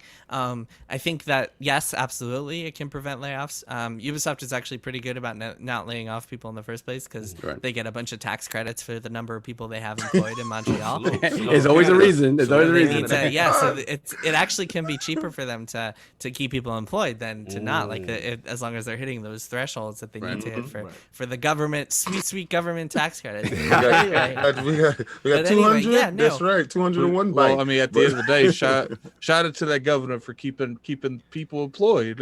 Sure, yeah. Shout out to Quebec. But yeah, no, it's I think the diversity of games is a good thing. I think clearly there's like enough of an audience out there for every type of game, mobile, free to play, whatever. Maybe not Facebook games so much anymore, but like there's clearly that audience, and I think it's smart of Ubisoft to do that. I know there were a lot of people freaking out at the thought that like Ubisoft, oh my god, Ubisoft is only going free to play, but it's pretty clear, I thought, that they're also making AAA games. Like the new Assassin's Creed is going to be probably bigger than all the other ones combined, and like who knows? But they're clearly like still in that world. They're making Avatar, they're making a Star Wars game, like they're doing all this stuff in the future. Still new Far Cry and whatever. So I think them also like not putting all their eggs in the AAA basket and also trying to do smaller stuff, free to play stuff, I actually think is a super smart business decision. And yeah, to answer your question, I think it can help people stay employed if there's always stuff to work on. So let's get Lord Addict there, because I know you got some questions you've been out. Lord Addict, man, you're up, man. What you got for Lord Jason? First off, I want to say I apologize, Jason. Okay, look, to be fair, this is Mass Effect's fault. For being late. For being late. To be fair, no worries, man. It's Sunday. You're allowed to be lazy on Sundays. No, beautiful out. No, he's not. To be fair, I do blame Mass Effect. Oh my God, Addict's World. Look, I played Mass Effect till like 8 or 9 in the morning. And I told you, did I tell you? I said it's one of three things: blazing games, power loss, or working overtime at the job. It's one of three things. Continue. I was like, at this point, I might as well just stay up for the podcast. And I ended up going to sleep at like 11 o'clock. I had an alarm, but my brother came in here to check his email, and his phone was dead, and he took it. Oh, my God. He took my phone. Time on your excuses. Your questions for Lord Jason, sir. One of the questions I had is, love the book. Was there any of these stories that you started writing that, when you were writing it first, it just kept getting worse and worse for you, and you was like, there's some real issues over there? Was there any of those stories that surprised even you writing? Good question. Yeah. So first of all, so the way that I approach things, just to nitpick a little bit here, is actually to do all or most of my reporting first before I even start writing anything. So like usually I'm having like dozens and dozens of conversations with people before I even start writing anything, and then I'll write it all in one like block of time, like a 2-month block of time, and then I'll be like, okay, time to fact check, fill in some blanks, like edit, whatever, and that's the rest of the process. But yeah, no, definitely. Big huge games, that story in there. I think a lot of people know 38, or at least know the basics of what happened to 38 Studios, but the big huge game story, and especially since they're the ones who actually made Kingdoms of Amalur, that story I think is shocking. And like what happened to them with Epic, I won't spoil all the details in case people are out there want to read the book, but that story is mind-boggling, and I still can't believe everything that happened there, and highly recommend everyone read that chapter because it's really wild. But yeah, no, that sort of thing, definitely. Any of the stories, the way that I kind of talk about it in the book is that like there are humane shutdowns and layoffs, and then there are inhumane ones. And the humane ones are like, okay, we're shutting down the studio, but like we're gonna try to find everybody jobs elsewhere in the company, bring them out to a job fair, get other companies in here for a job fair. We're gonna give everyone severance, like we'll pay them for 2 months even after the studio closes, so they can have like a little bit of a runway while they're looking for other stuff. That's like a humane way to approach this. And then there are cases like 38 Studios, like Telltale, when the company just straight up runs out of money and is so irresponsible, run by such irresponsible people, that instead of like shutting down 2 months earlier and giving everybody severance, they just say, goodbye, see ya, we're shutting down, everyone's laid off, nobody's getting paid anymore. And that, like, to me is inhumane and just like the most painful, like excruciating, like, man, it's tough. It's really tough. And hearing some of those stories was really tough. Yeah, that was brutal. I would definitely, again, very emotional. Bloody socks. I get your. I tell people all the time, get to that, man. God, yeah. Lord Daniel, let's get you, man. I know you. Yeah, man. And for all, I talk about this in the book, but like, just to hit a point, because I know there's some people out there. I don't know among you guys, but I know there are definitely people out there who are skeptical of unions, and I think that the thing about a union is that like it's not something that can save everything. It's not something that will cure all the industry's woes, and it's not even going to stop a studio from shutting down. Like if a studio runs out of money, it runs out of money. But if you have a union and you have like a contract that says anyone who's laid off has to be paid 2 months of severance, no matter what, or whatever it is, right? Then if you're the manager of Telltale or 38 Studios, instead of like running the company into the ground, trying to find money until the last possible minute and then screwing everyone over because you couldn't find money, instead you would have to shut down your company 2 months earlier and give everyone 2 months of severance, which would have been the responsible thing to do, instead of just like holding out hope for like, I mean, it's Kurt Schilling. He thought he could do everything. He had the bravado to think hubris. He could pull this off. But like if he had to shut down in March and give everyone 2 months of severance, it would have prevented a lot of lives from being just totally upended and really, really damaged. And a union could have done that. And that's one of the things that I explore in the book, is like the protections that a union could offer for and unions are certainly not perfect. They have their flaws, but that is one area in which they could really help, and just having a contract in place for workers could really be successful. I absolutely agree. And I love how you balance the thought process. Not the end all be all to save everything, but it could have been a protection in this case, again, with severance. It helps. Yeah, absolutely. Lord Daniel, continue, sir. Yeah. This isn't the question I was going to, but just to like put myself into this section of the conversation, I remember reading that last chapter, and I almost had like I had to realign what I was thinking about, because I'm so used to reading just all these seemingly short stories about video game development from either your books, your reporting, but then this last chapter, you turn it into like this argument of, we have this problem in the industry that I just spent the rest of the book outlining. Here are some legitimate options that we can at least explore. And so like the one thing that I came away thinking specifically today is that while Blood, Sweat, and Pixels might be the book that a lot of people in the game industry want to read, Press Reset is the book that people in the games industry need to read. Yeah, facts. I agree. So anyway, the question I did have lined up, we've talked a lot about how crunch culture affects people in AAA studios, like we were talking about with HaloInfinite at the beginning of the show. The thing that I wanted to ask you, what is the indie equivalent of the AAA crunch culture story?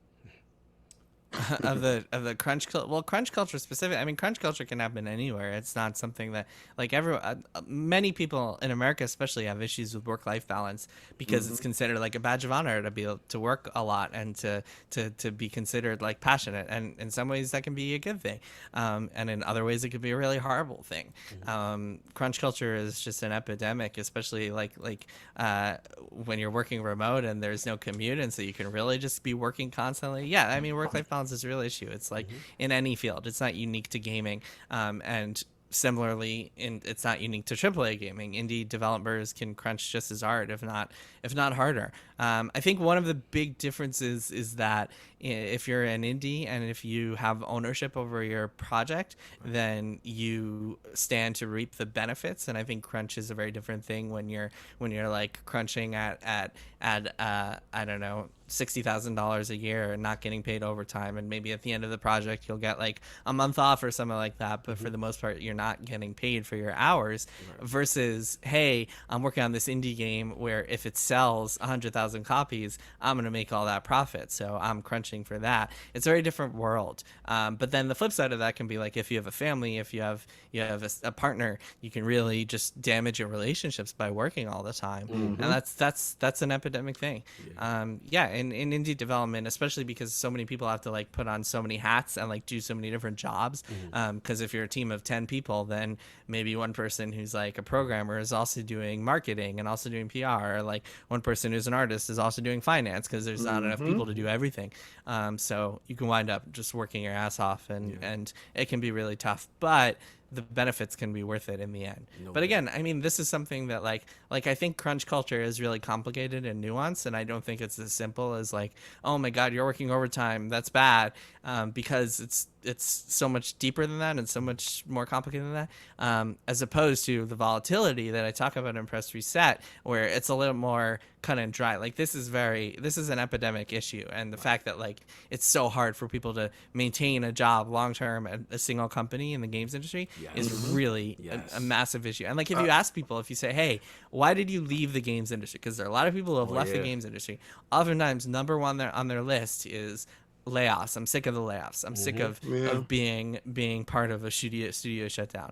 And crunch might be on the list somewhere, but in general, I don't really think that it's like as big an issue to a lot of people as like the layoffs and being underpaid and like Probably the both sexism and misconduct and stuff like that. I've never got a chance to ask my industry friends why they move so much, and I've never saw that type of movement in anything other than the military. Like in the military, you notice that I'm going here for 6 months and then I'll be stationed here in 6 months. But I mean, there's structure in that. In this area, it seems like there's the same amount of movement, but less structure, and it's like concerning. But I've never really sat back to think about it, and I've always thought in the positive realm, they might be going to a better situation. But then reading the book, you jump from one place and then you go someplace else and it's not exactly what you thought, and then you have to move from that sinking ship to the next sinking ship, and that is kind of frightening. Never ending. And I think so one of the things that I explore in the book also is remote work, which I think could be a game changer for the games industry. And I'm very curious to see what happens after COVID, like if people if companies are more inclined to like let people work remotely, because that I think would change everything. Like one of the reasons that people burn out is because when you're in your 20s, it's like, okay, I can move around from place to place. I'll go see a new city for a couple of years, no big deal. But when you get older, you've been working for 10 years, you're in your 30s, you want to have a family, maybe you want to have kids, or at the very least a partner, you want to live with someone, or you have roots in a city. You're just like, man, I don't want to keep doing this anymore. I can't be moving around every time I get a new job in the games industry, every time I get laid off. So I'm just going to leave for something that is more stable and that I can actually stay in here. And that's what happened to a lot of people in Boston, Rhode Island, and like some of these cities where there isn't a huge games culture. Right. It's happened to people in New York too. In New York, 'cause I was there just aren't about a to lot of say, games it's not a companies lot in of New York, devs. What you got? We There got are a Take few. Two, and we got Yeah, Take Two, Rockstar, Rockstar. Avalanche has an Avalanche, office yeah. in Soho. It's funny, the Avalanche office and the Rockstar office were both around the corner from the old Gawker office where I was at Kotaku. So I used to pass people on the street in the morning, and I would be like, is this a game developer or a hipster? I gotta like, pick a game developer or a hipster, like based on what they're wearing. But yeah, no, it was it's I think remote work could really change things, and like I'm imagining a lot of situations where people who are older, who have kids in school that they don't want to take out, who maybe get laid off, and maybe layoffs can't be avoided, but like if suddenly they could get a job at any other games company without having to move, suddenly you have access to all this talent that like maybe wouldn't burn out in the same way anymore. And I think it could just be a game changer for companies and people. Plus, that would help the studios themselves too, because I'm sure that them have. We've seen studios like Microsoft putting the initiative in areas because they know there's talent there. It's easier to hire people if they're local, but if you can hire more people in terms of remote access, you won't have to. You could put your studio anywhere at that point. But yeah, I was just talking to someone last night who works for a prestigious AAA studio, and they were telling me like, yeah, well, we're not sure, like everybody's looking around and trying to figure out what are we going to do with remote work moving forward, because on one hand a lot of people want it, and there's going to be a lot of talent out there that wants to work remotely. On the other hand, it feels like morale has been down, and like it's hard to be creative when we're all in different places, and like we feel like we miss out so much of our culture when we're not all in the office together. So there's definitely downsides to the potential of remote work. Also, it can be an issue if you have like some people in an office and then other people remote. There can be like communication issues, and like you gotta make sure everyone's looped in. But like if you can make it happen, I think it would really change. I think the sacrifices are worth it. The trade-offs of those negatives are worth it, because like just being accessible, and not only is it like a stability thing, it's also like there are people out there who like maybe live in cities, maybe they don't have a ton of money, maybe they live like in the middle of the country, in the middle of America, or like places in Europe, or like in countries that you don't think about a lot because they don't when it comes to games, because they don't have like big game development scenes, and maybe those people are super talented, and like having access to them without making them spend money to move because they can't afford to move, suddenly you have access to all this talent that like you wouldn't otherwise, and maybe the games industry could be opened up to more people, and you can get more people of like marginalized backgrounds and like poor backgrounds, and it feels like it could really help a lot of people in a lot of ways. What I could see is when you start at a company, like, I don't know if you're just a contractor or something, those people can probably be, remote, because they're not really necessarily part of the plug. But, probably once like the company itself's taking you more seriously, then they're like, yeah, you're probably going to have to move to the area. Like, well, certain positions we know will definitely, have to they be have local. to be local from a on-site, collaborative standpoint, mocap, things of that nature. There's certain positions that innately, will have to be that. But I do think you make a valid point, because the positive out of the pandemic is it has forced a lot of companies to now transition and work in this capacity. And maybe they say to themselves with certain positions, certain roles, that, hey, we're saving overhead, and maybe that, we're still able to efficiently get what we need done. I just want to move on, because I know some people have done mocap from their homes, by the way. Really? Yeah, I saw it too. Crazy. Yeah, I saw it. I never knew that. I know. No. What was it was the game that we saw, and and we had to develop and they were hopping over the boxes that was inside the house. The game is on the tip of my. I will get it, but it was well, so hot. I mean, I heard that for Miles Morales, they had people working from home, like doing mocap at home, that sort of thing. I didn't know that.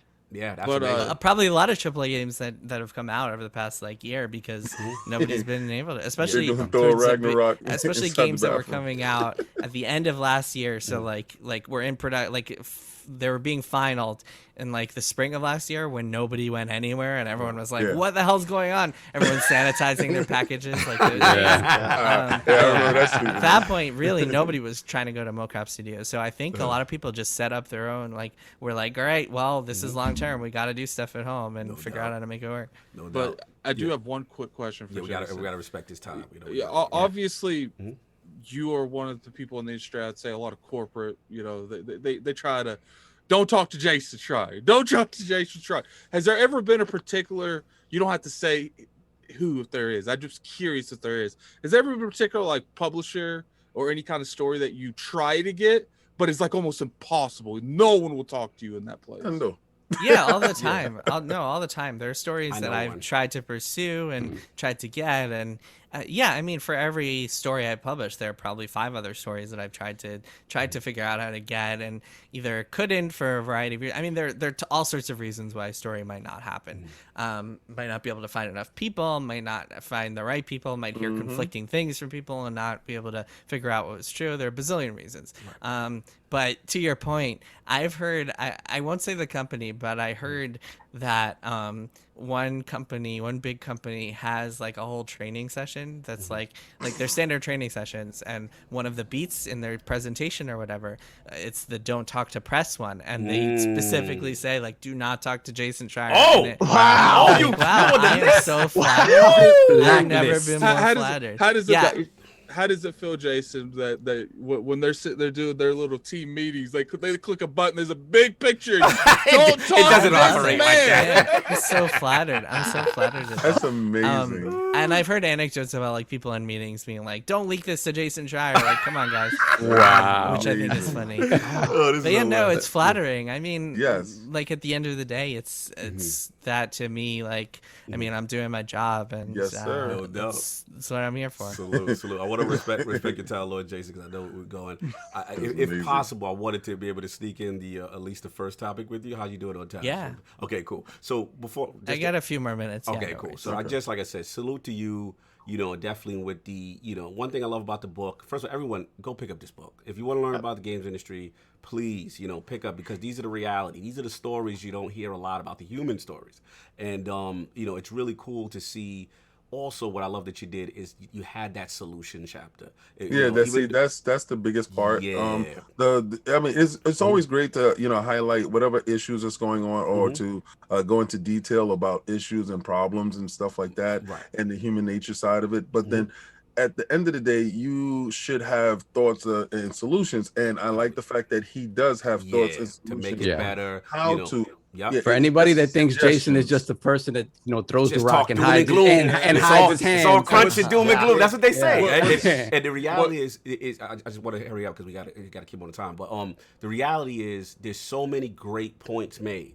A few of them we talked about. Unionization as an option. Not saying it's a save all, end all, be all, but that's an option. There's some protections there. We talked about remote work and things of that nature. You know what I'm saying? So and even outsourcing studios with certain things. Yes. You know what I'm saying? That's a cool thing. So I want to Disbelief Studios. Yes, shout out to Disbelief. I want to salute you there quickly, because I do want to sneak in the first topic with you, at least if we can, with the Xbox. Yeah, please. So basically, 20 years, man. 20 years of Xbox. This will be the celebration, and looks like Microsoft's going to be going pretty hard as far as marketing and Xbox at 20 and things of that nature. But I wanted to ask you this, Lord Jason, like in reference to this, like why is this King doing the Wakanda X forever? But anyway. Oh no, I wasn't doing that. Okay, I thought you were forming the letter X this morning. I thought you were letting it breathe upon you or something. Actually, X forever. Just stop. Okay, No. I'm sorry. I apologize. That was me being My presumptuous. shoulders are sore. I apologize. I think King Sorry. is showing off his watch. He's like, Oh yeah, I love picture. this. It's great. Thank you. Back on focus. So, Lord Jason, what does that mean to you? For number one, at 20 years of Xbox, and then number two, to Addict's question, because he wanted to throw this in, aside from, kind of funny, because we brought up Halo Infinite a lot this podcast. Does Halo Infinite need to be a Game of the Year candidate for you? So a two-part question. Yeah. 20 years of Xbox, it's pretty cool. It's like it seemed impossible back when it launched that Microsoft could come out and compete with the industry titans. Although I guess PlayStation hadn't been around that long, but it still felt, because they had Final Fantasy and Metal Gear, and it felt like they were really dominant. And obviously Nintendo had been around forever. And yeah, it's cool that Microsoft has stuck with it and done all this cool stuff in games. And it feels like Microsoft now is in a stronger position than they've ever been in because of Game Pass, and I think a lot of people are just waiting for the other shoe to drop on Game Pass. It's gonna happen here because it just seems too good to be true with the amount of stuff you get for that price. When are they gonna raise the price? What's the catch here? What's the catch? When are we gonna get the catch, right? but yeah, they're in a good position. I'm not a huge fan of like the consolidation and buying every studio, and just it feels very like monopoly like, which I'm not a huge fan of. But yeah, Xbox is in a good place. It's which is great because like competition is really good, and it's where everything is healthier when all three of the big console makers are doing well. I think it makes things way better. It makes companies have to compete and have to like keep up with one another. Like I think Sony, for example, is going to be forced to compete with Microsoft when it comes to Xbox Game Pass, et cetera, et cetera. So yeah, I mean, I think it's really cool. It's good to see. It's good to see that Xbox has been thriving, and I think Phil Spencer has done a really good job shepherding this thing, and by many accounts seems like a good boss and a good guy to be running this company. So yeah, I think Xbox is in a really good place. That said, I mean, I think that they're still kind of struggling with their software development for a variety of reasons. I think there's a lot of just vestigial like remnants of problems they've had in the past. I think Microsoft is just a very difficult company for when it comes to game development, because the company's culture is very much like a software development company, and that's what at their heart that's what they are still. It's like a software service company like Microsoft Office and all that stuff. So it's difficult for games to like really be able to thrive in a way that they should, and I think 343 has definitely been the victim of some of that culture, and they've had their own problems, and I think a lot of Microsoft owned companies have had issues. As for Halo Infinite being the game of the year, or game of the year candidate, I don't think, should it be? I mean, will it be? I don't know. Who knows? Who knows at all?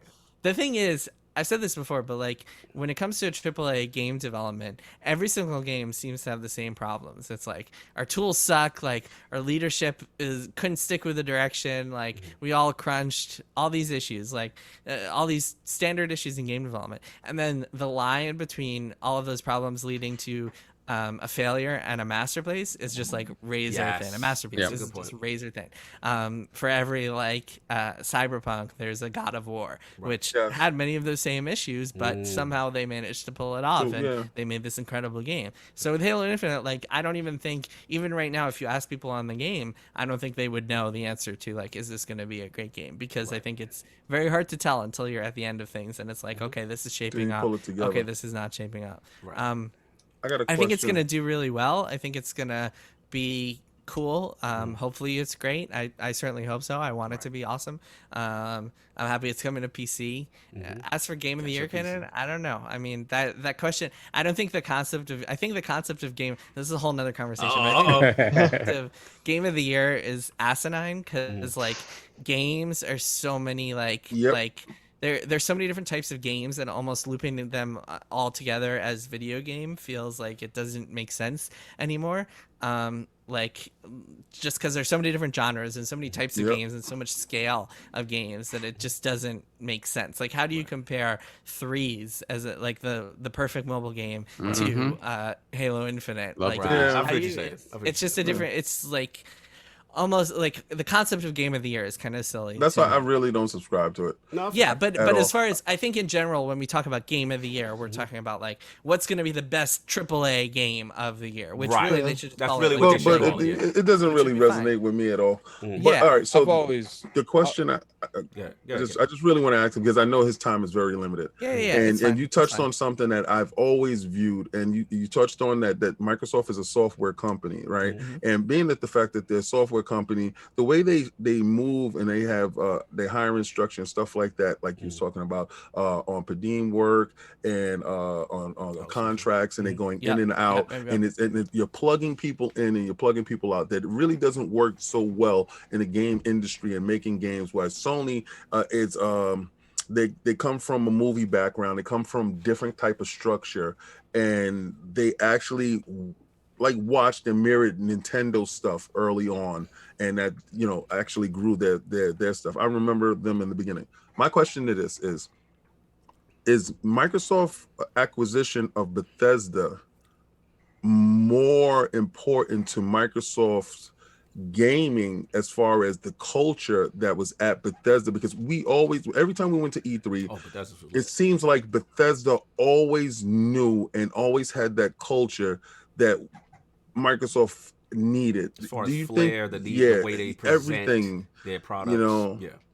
I always thought this stuff was really, well done as far as games and promotion and how they do it, just flair stuff, just the culture. Do you think that culture would transfer over to Microsoft in this acquisition? And I know we talked about remote stuff, but just for the people that's on site, that get a chance to live and breathe inside that environment. That's a good question. I think Microsoft traditionally has, when they publish companies, they let them be kind of autonomous, and they've said they're going to do that with Bethesda. But like you look at like Skype and like LinkedIn and all these other big companies that Microsoft has published, they're generally just kind of left to do their own thing, and so there isn't a lot of like culture, like merging and like people getting to know each other and stuff like that. It kind of feels more like it's a bunch of different entities that just all happen to be owned by Microsoft. So far, that's what we've seen with gaming. Sorry, go ahead. No, I was gonna say, just to push back a little. We've had a lot of Microsoft Studios on. We've had Obsidian on. We've had Compulsion on, and Undead Labs, right? And one of the things that I thought was promising, because I've always been a fan of Sony, I feel their strength in the sense of collaboration from studios, right? And I think in the past, maybe say during the 360 era, we didn't see that a lot, right? But one of the stories that we're continuing to hear when we spoke to Obsidian and the narrative team, and we spoke to these guys, like this cross collaboration where they may say, hey, hey, Rare, you guys do water well, right? Let's get you in there. Hey, Obsidian, you guys did this great thing with narrative. Let's get you in.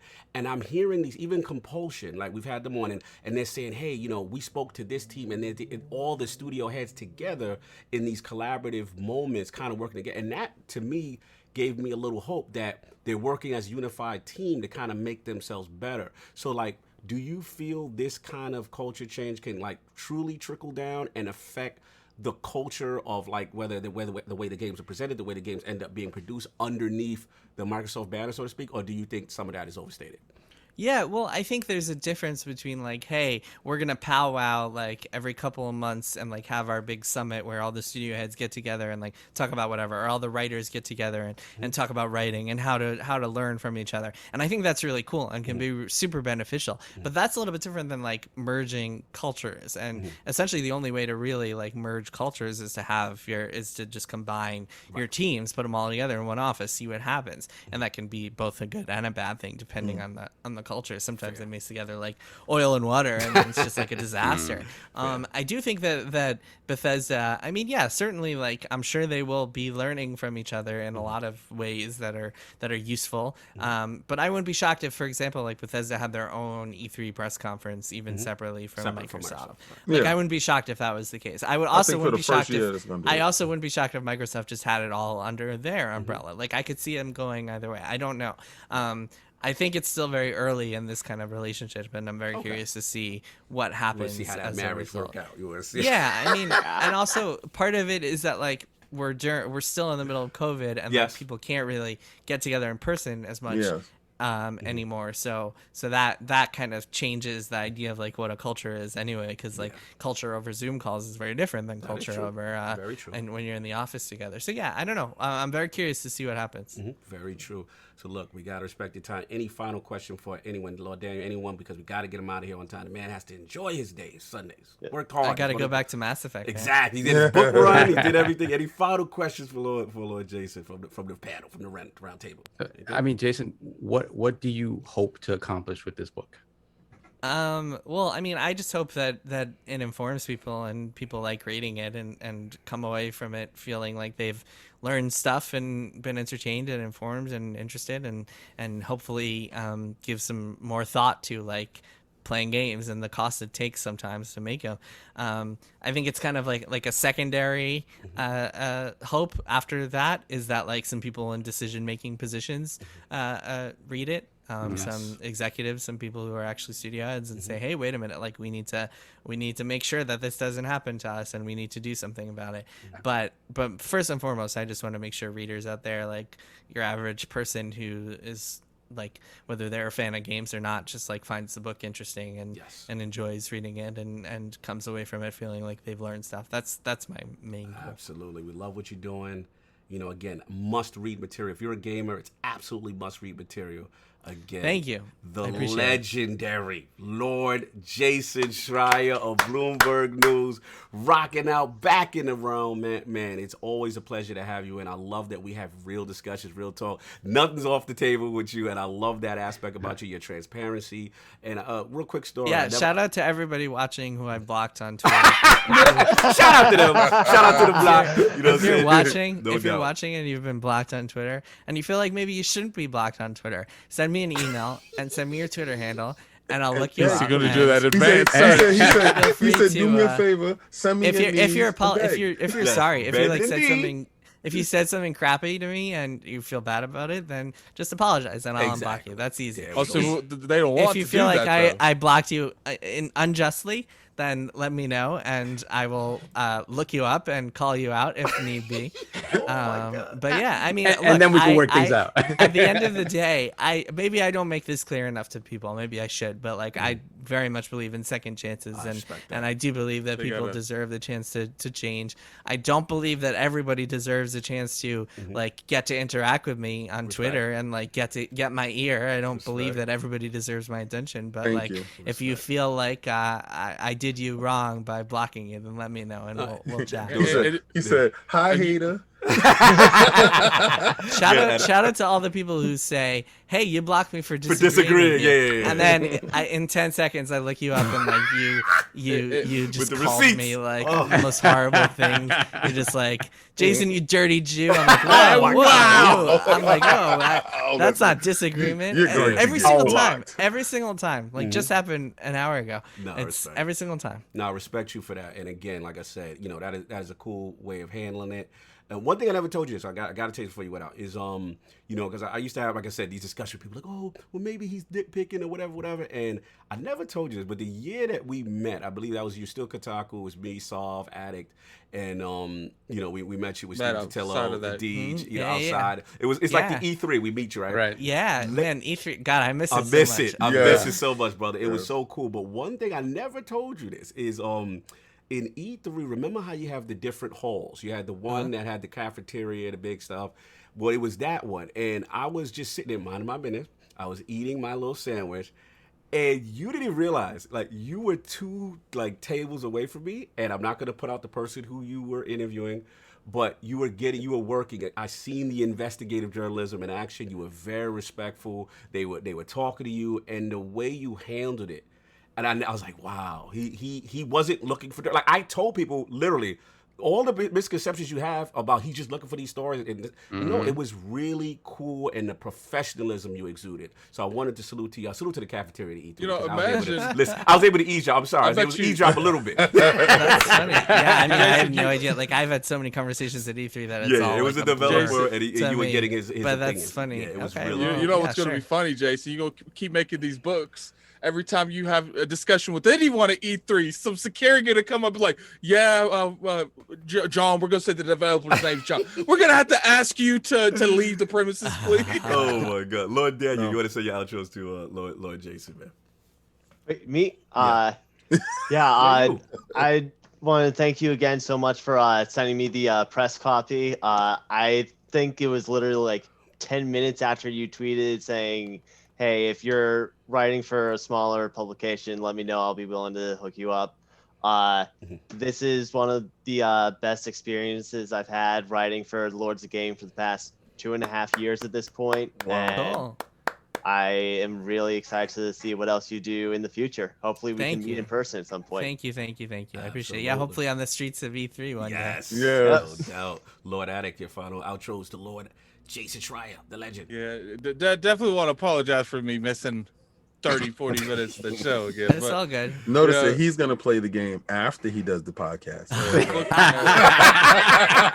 First off, I didn't. Don't start him. Don't start him up here. You know that's gonna be an argument. Just a little dark, just a little dark. I'm gonna ignore you. That's what I Thank do you, all the thank time. Uh, One thing, I got to give you a shout out, little Jason. Like, obviously you got your haters, and I love shutting them down on Twitter because it's so easy. Yes. Because they're like, oh, this person does this person. I was like, then link me another person that does what Jason does. Link me one person. And guess what, Jason? They quiet crickets every time.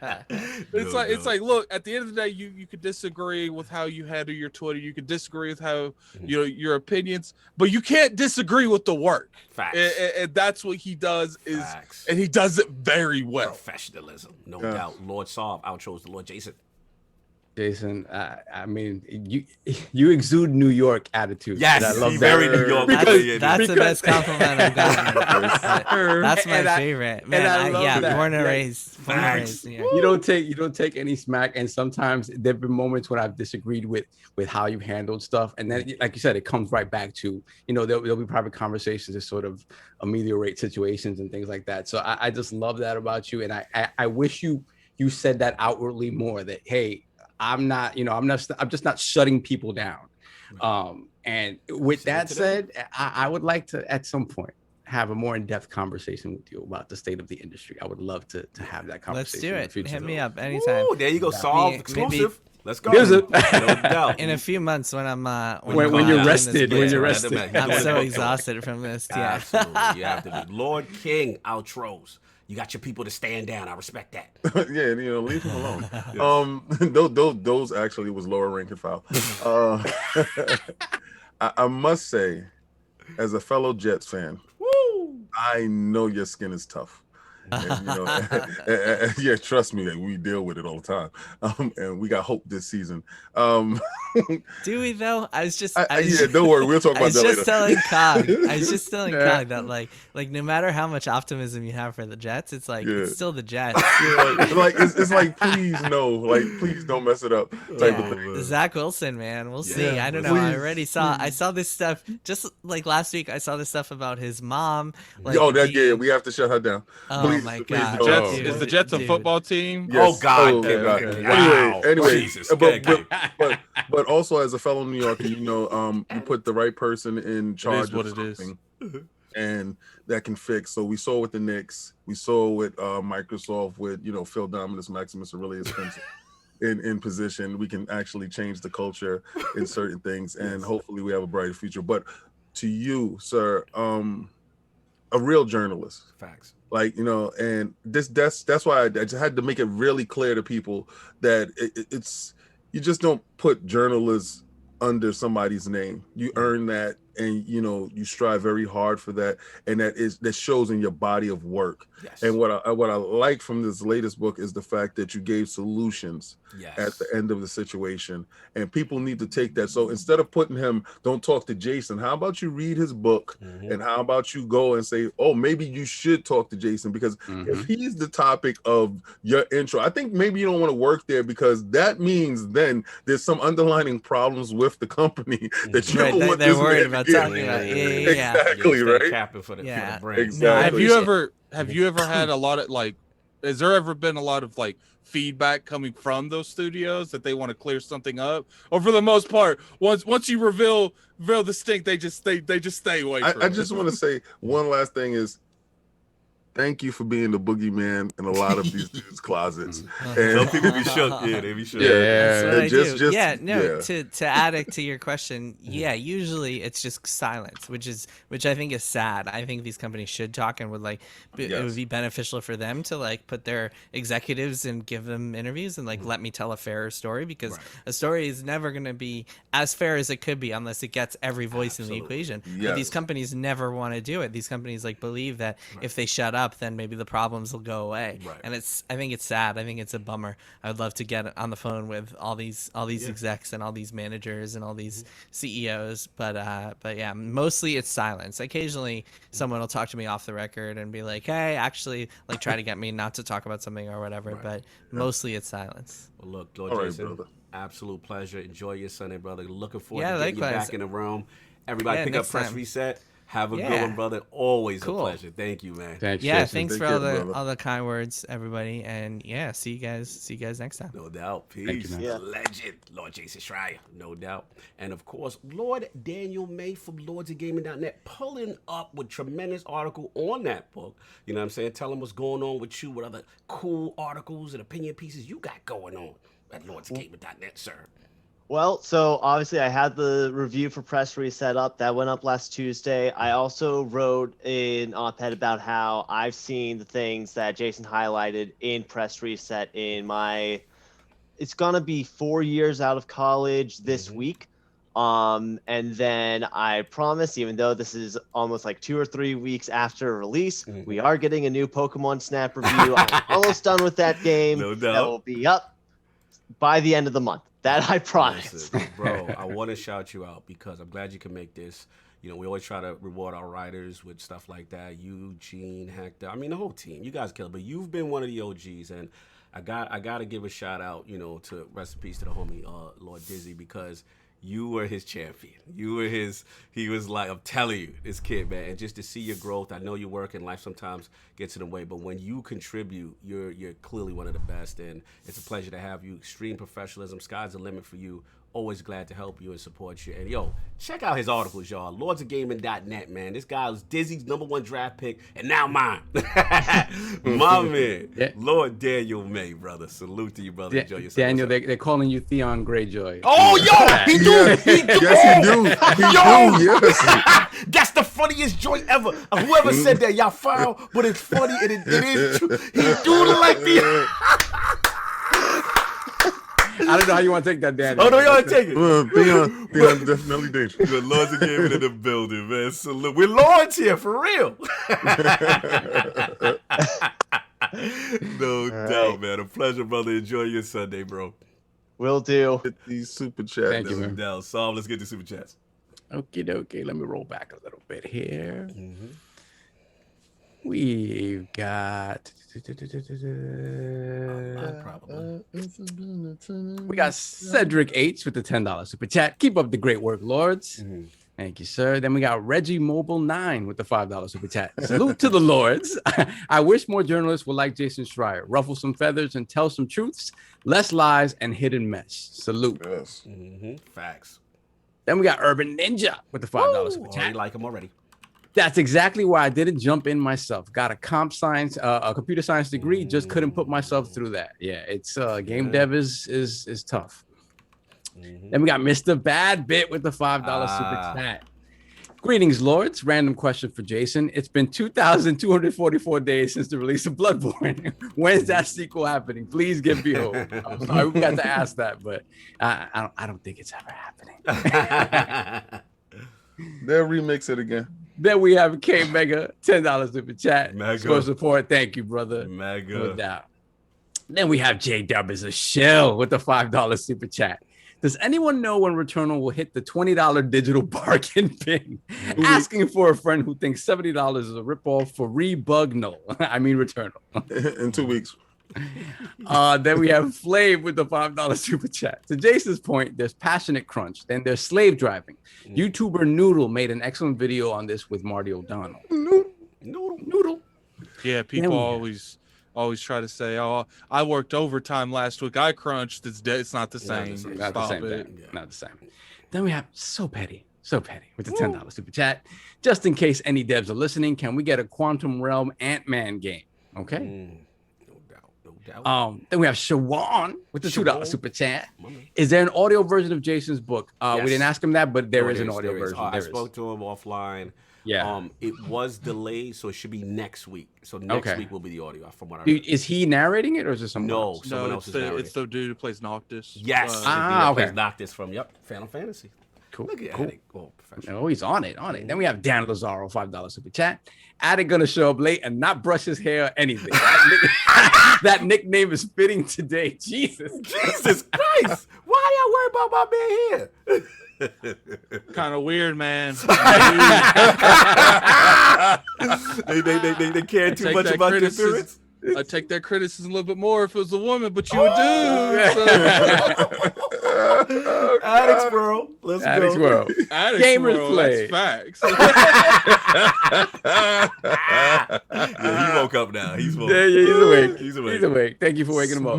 There we have it. Gamers play with the $5 super chat. Shout out to the Lords of New York. Respect to Jason Schrier. Go Knicks. Oh, no doubt. Go New York. Go. That's You right. already know. Salute. What else we got? Then we have Brett Bingham with the $20 super chat. I'm a very skeptical person by nature. However, I'm cautiously optimistic that a storm is brewing at Xbox.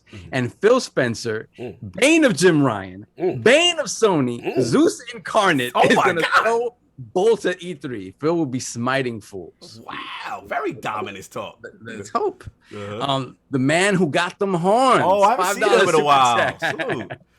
We got Playing Through ME1 Remaster. Remind me of one thing I always knew. Ashley is a space racist quote. I can't tell the aliens from the animals. Yeah, Ashley. Hashtag I'm not reading that. Thank you. Yeah, you read that second fucker. Yeah, I'm not reading that. What is the second? But thank you. Mass Effect 2 love. Salute. Okay. The truth hurts. The truth hurts. I know. Yeah, It's hard. Listen, I came to a realization with Cog over the at the barbecue. That he's wrong. He's wrong. No. We have to accept this, right? Yeah. If the first one doesn't lay the groundwork, Oh yeah, we said that. Yeah, I said one that. doesn't I've show up. always said that. It's supposed to. Yeah. It's supposed to be better than the first, and it's supposed to do things that are we're gonna go down the rabbit hole now. Listen, I understand where you stand with it because I stand with you, Sov. I stand with you. Just to be I know fair. yourself. He said I just revealed myself. You just revealed your trade. No, you know what's funny? The beef that I have with them. understand COD though. The beef that I have with the Mass Effect 2 crew is their thing was, okay, don't improve on it. Just eliminate it. Kill it. but I love y'all. Malik Tyler, $5 super Yes, chat. please. You know what's gonna happen.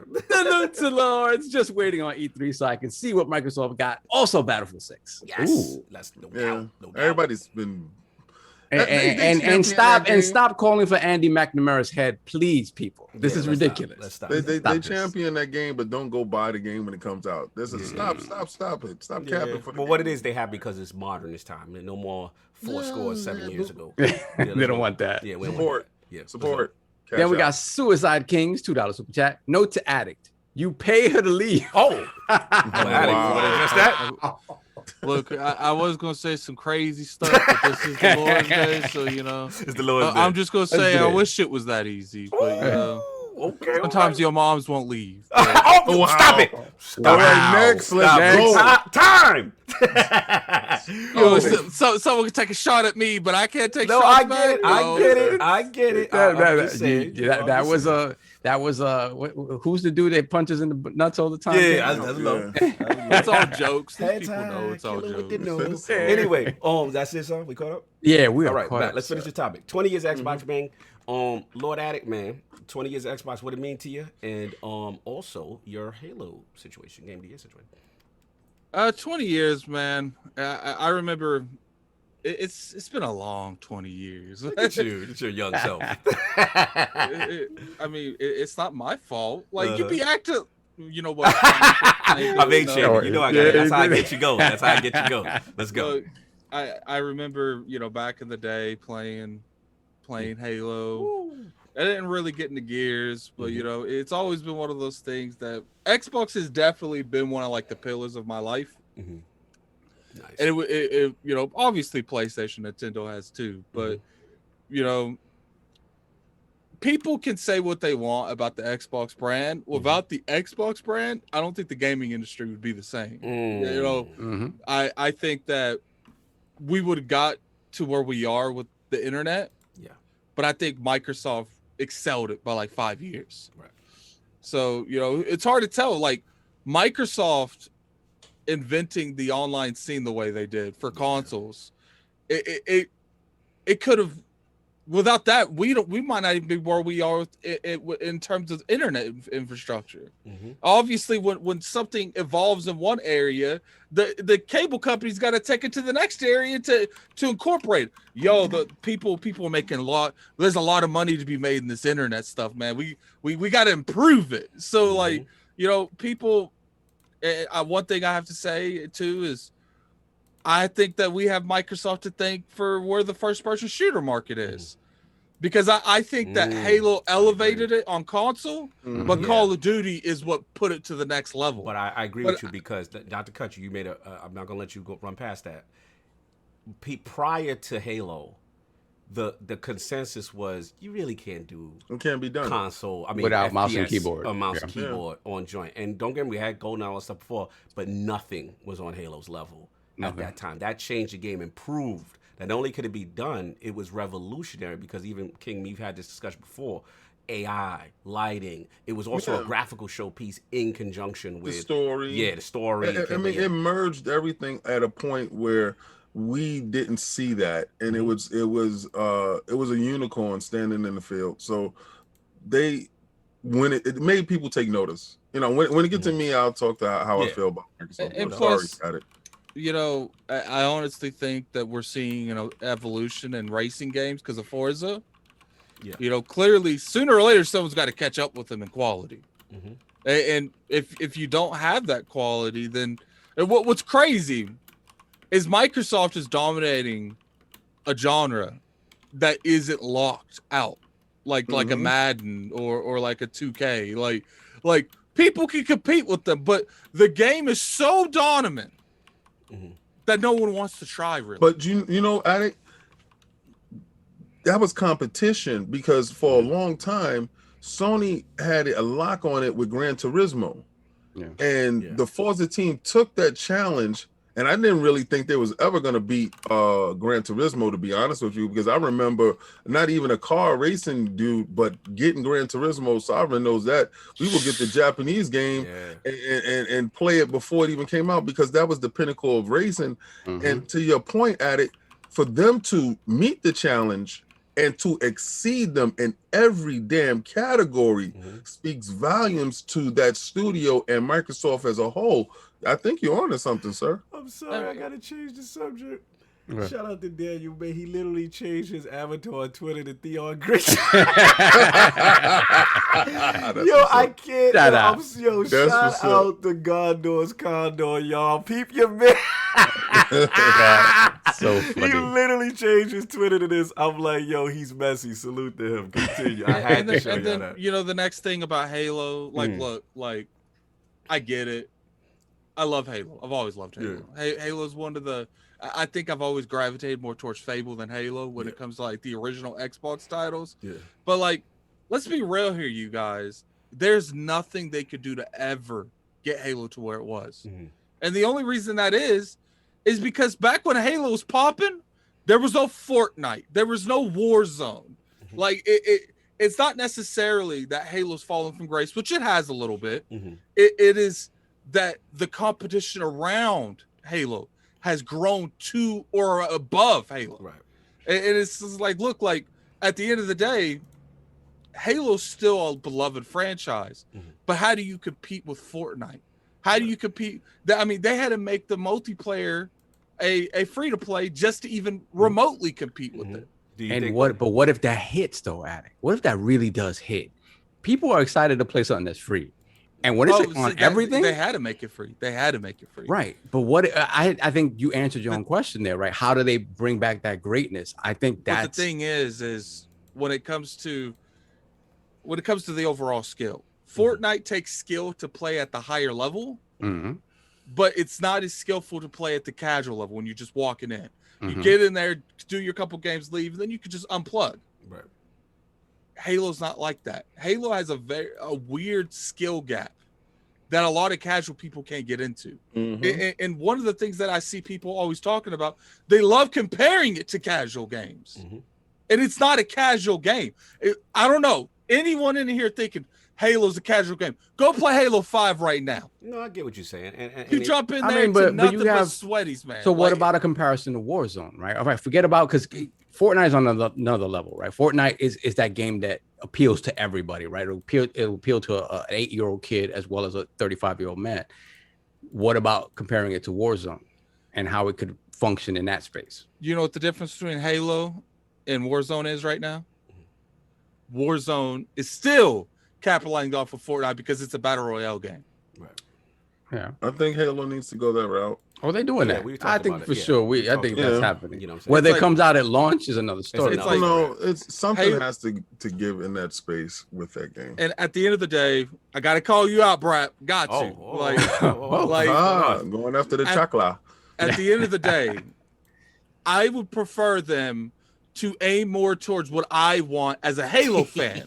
What Addicts people were- want as Halo. No, let's be real here. No, they got to go towards the Halo fans. They got to. Like, I get it. Like, in order to open it up to the masses, the casual open up is making it free to play. Okay, that's okay. But at the end of the day, when it comes to that game in general, I want them to try to appeal to a Halo fan, then try to casualize the game up, and then lose the Halo fan.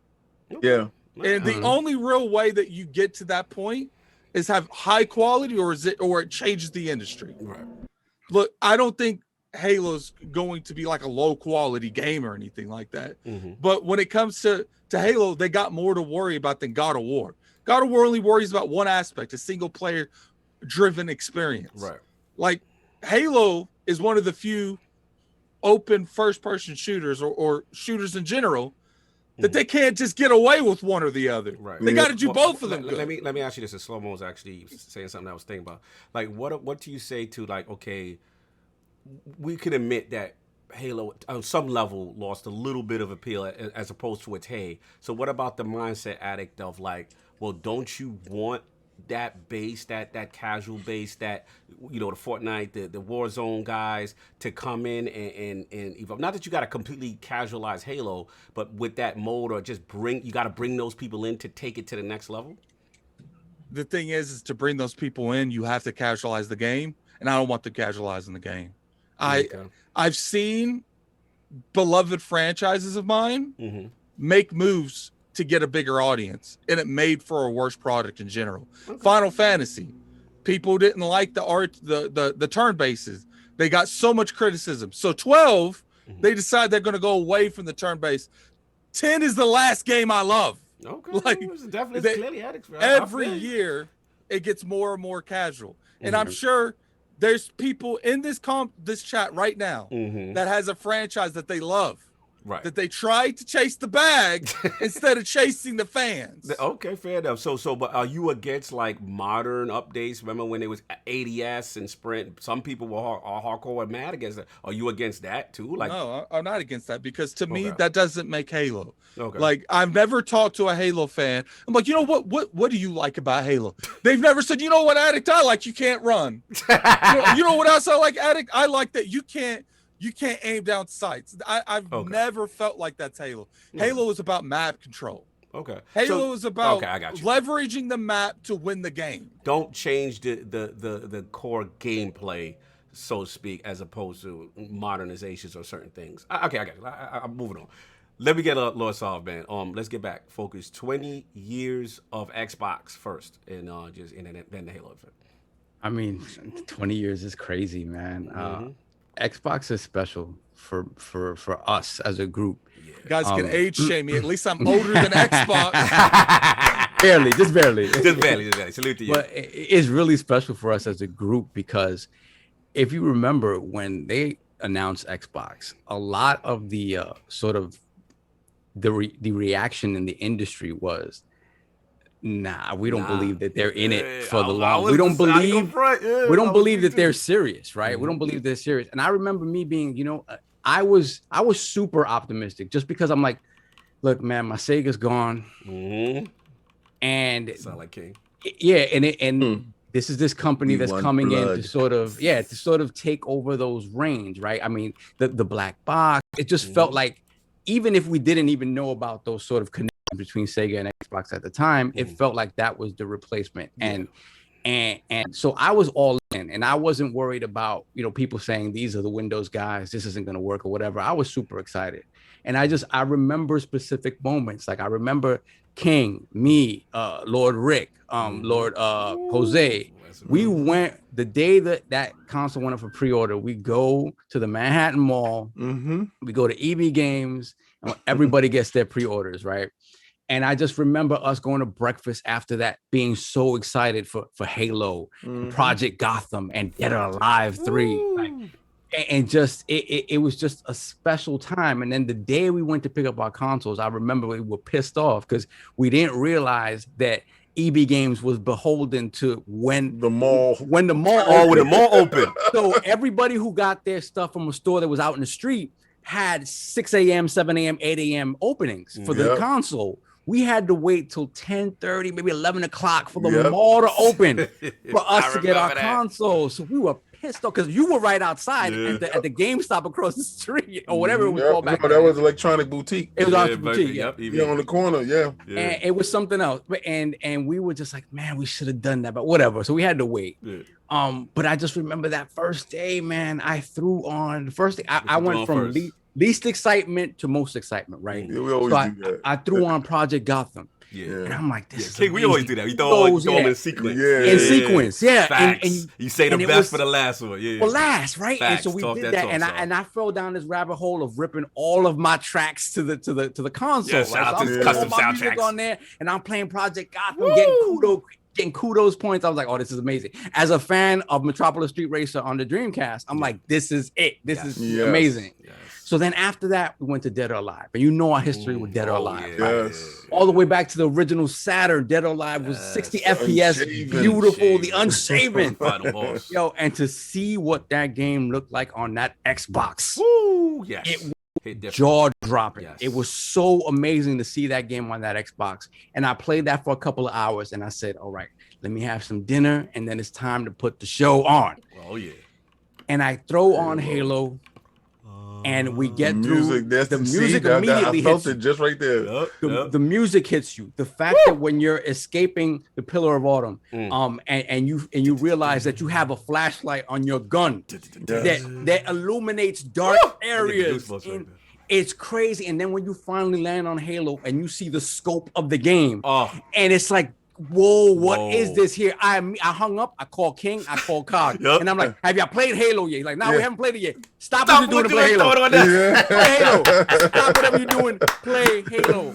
And for me, and that was it. I was in on Xbox since that moment. And there've been ups and there've been downs. That the greatness with the 360, the missteps with the Xbox One. But I do, like Addict said, they've done things and pushed the industry forward in ways that I think we'd be way behind on if they hadn't. They're doing it right now with Game Pass. Yeah, they're doing it right now again. They continue to take. They continue to take punches to the face. For the industry to sort of accept new norms, and I don't think that's changing anytime soon. I'm excited at the fact now that the changes that they're making, gamers are excited for it as well, right? And these investments that they made in Bethesda and all that stuff, to me, it's just, I'm very excited for the future of Xbox as a brand. I just really think they finally figured it out, and they're using their muscle, their wallet to make it happen. I know Jason mentioned he doesn't like the consolidation, and I understand those concerns. Right. But when you have competition coming from the Amazons and the Googles and stuff like that, whose core sort of gameplay philosophy and Tencent, right? Their philosophy is different than what we know as core gamers and console gamers and PC gamers. I don't mind the big three making investments to sort of shore up their position in the industry. What I wanted to jump on, because I know we had limited time, because I wanted to push back on it further with that, because we talk about volatility, but at the same time, what these acquisitions are doing is actually giving stability.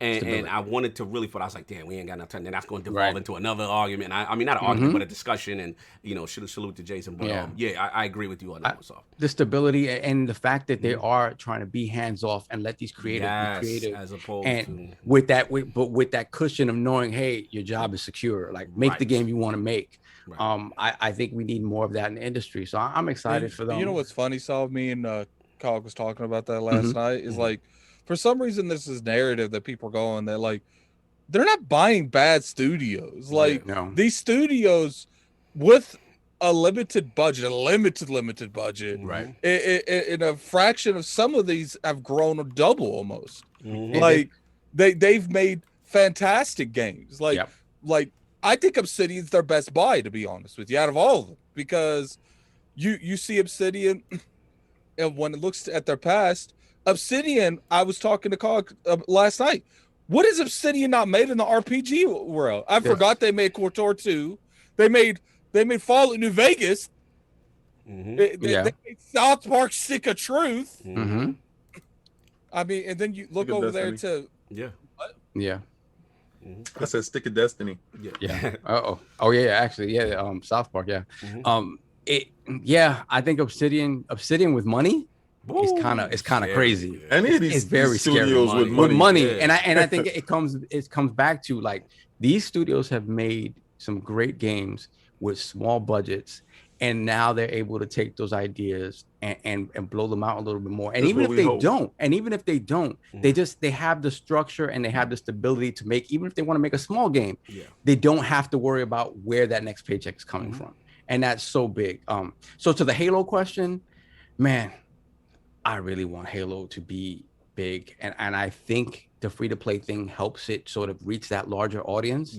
But I think at the core, like Addict said, the single player has to be there. The story has to be there to appeal to the core Halo fan. And that's the biggest thing I had is no other shooters being held to those standards anymore. None. Yeah.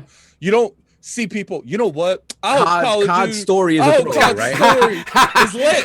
You don't see people saying that. I hope Battlefield story's lit. I feel that. That's a good Saying point. that. That's a good point. But heavy is the head. Like that wears the COD, crown. Halo is going to get spear bombed from two different directions. It's just Let's fair. go, King. It's just fair. Well, okay.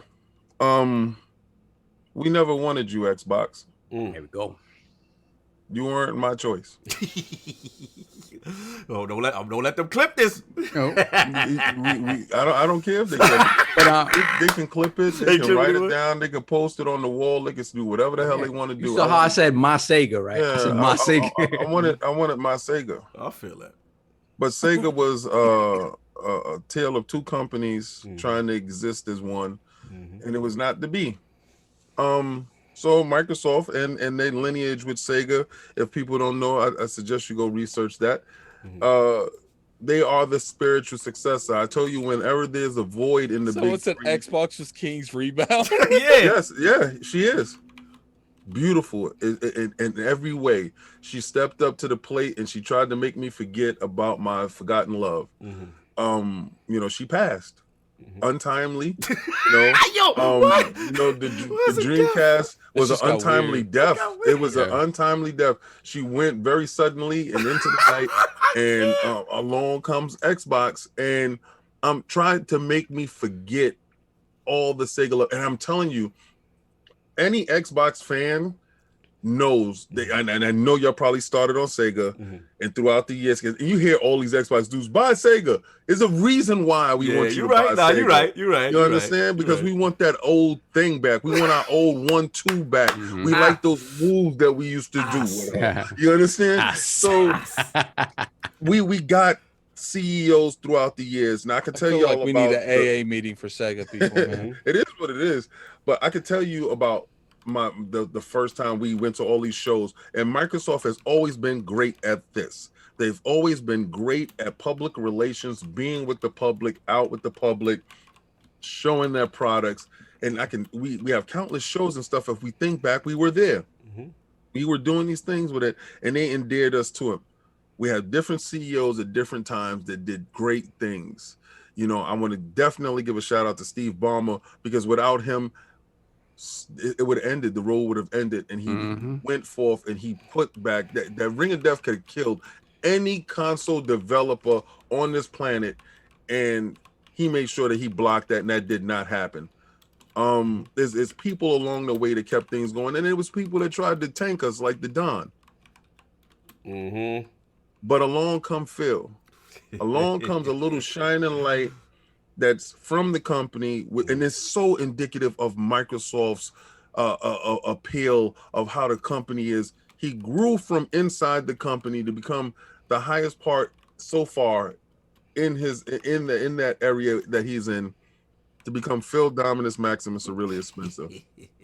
And as Addict stated, throughout the years, Microsoft has innovated in different areas of gaming that push stuff forward that we have now. And shout out to Jason Ronald with Quick Resume. Quick Resume is amazing. And, it's little things that we don't know that we need, that they know that we need, and they're implementing it in ways that makes the quality of life. That's why when I had to tell Jason, my PlayStation was a waste for me for now. And I'm hopeful for June. But Microsoft, from the day one, from the day I got that box, from the second I got that box, it has shown its worth to me, and hopeful to the future. So here's to the first 20 years, and hopefully the next 20 more. I know we won't have Phil for the next 20 years. Facts. But I'm gonna say this: love this space that we're in now. Yeah, good point. Because the money, before the money was off, it was like either the game, they were working on the games and the money wasn't there, or money was there and the games weren't there. This is a point right now where the money and the games are meeting. Right. And I know why dudes are fearful. I know that's why Addict said, why is Halo held to this standard where Call of Duty, nobody's worrying about their story, you know, or stuff like this. I know the frustration in that because it's fair. Because and keep Halo in mind, like, we're not year, giving them an excuse. Oh, like, no, we're not. Like, we're just saying, we're just being real. Like, Halo is held to a different standard than any other first-person shooter on the market. We're just keeping it real. If Halo is to be game of the year, and it probably won't be my game of the year. Right. I'm gonna keep it a buck. It probably be a game I love, but I don't go with the consensus what other people do. But Facts. For it to reach that game of the year status, it has to hit a lot of things. I hope it is. Right. I hope for somebody out there that picks up that game, it's everything they expect it to be and want it to be. And I hope it sparks a whole new generation going forward for the next 20 years. But love the time that we're in, love the space that we're in. And because this space might not be here the next go round. Yeah. You know? Good point. Yeah, I'll jump in. Yeah, I mean, King, you killed that. I agree with mostly all your points. Yeah, for the first part, 20 years Xbox, that's crazy, right? It's nuts. It's funny because as a Sega kid, same thing. Like, you know, obviously we saw what was going on, and I immediately went beeline to PlayStation. Yeah, it was no shame in my game. I was like, you solve no. I betrayed Sega. I hit them with the red wedding when they did the $2.99. I was like, I'm over here on behalf the Sony PlayStation gives its regard. $2.99. And I was out. And I betrayed them because I was like, this is what I want. I like these 3D graphics, and they were pushing stuff forward. So when Xbox got announced, I'm like, you know what I'm saying? Like, what they doing? Like, what they, you know, I thought they was fraud, and I'm gonna be front. I ain't gonna lie. I was like, I don't see why they trying to get. I thought it was just trying to throw a bag, and they wasn't really serious. So when it hit for me, it's two things. One, you drop November 15th on the kid birthday, so it's like, okay, it's my birthday. Then you debut in New York City, Bill Gates, The Rock.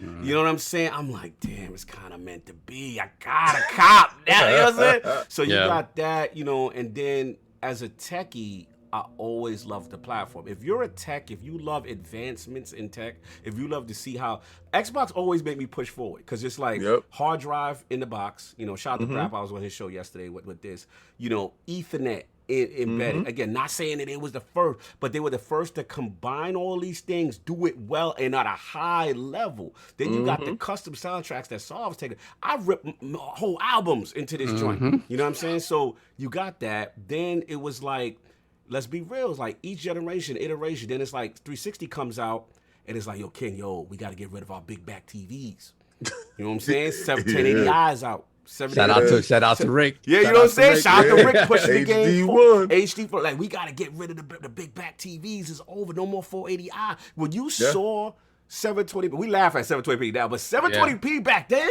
and we were saying, they were saying that was the standard. And we were like, oh my God, the fidelity, look at the jump. And you brought someone over your house that didn't have HD, and they like, oh my God. This is great.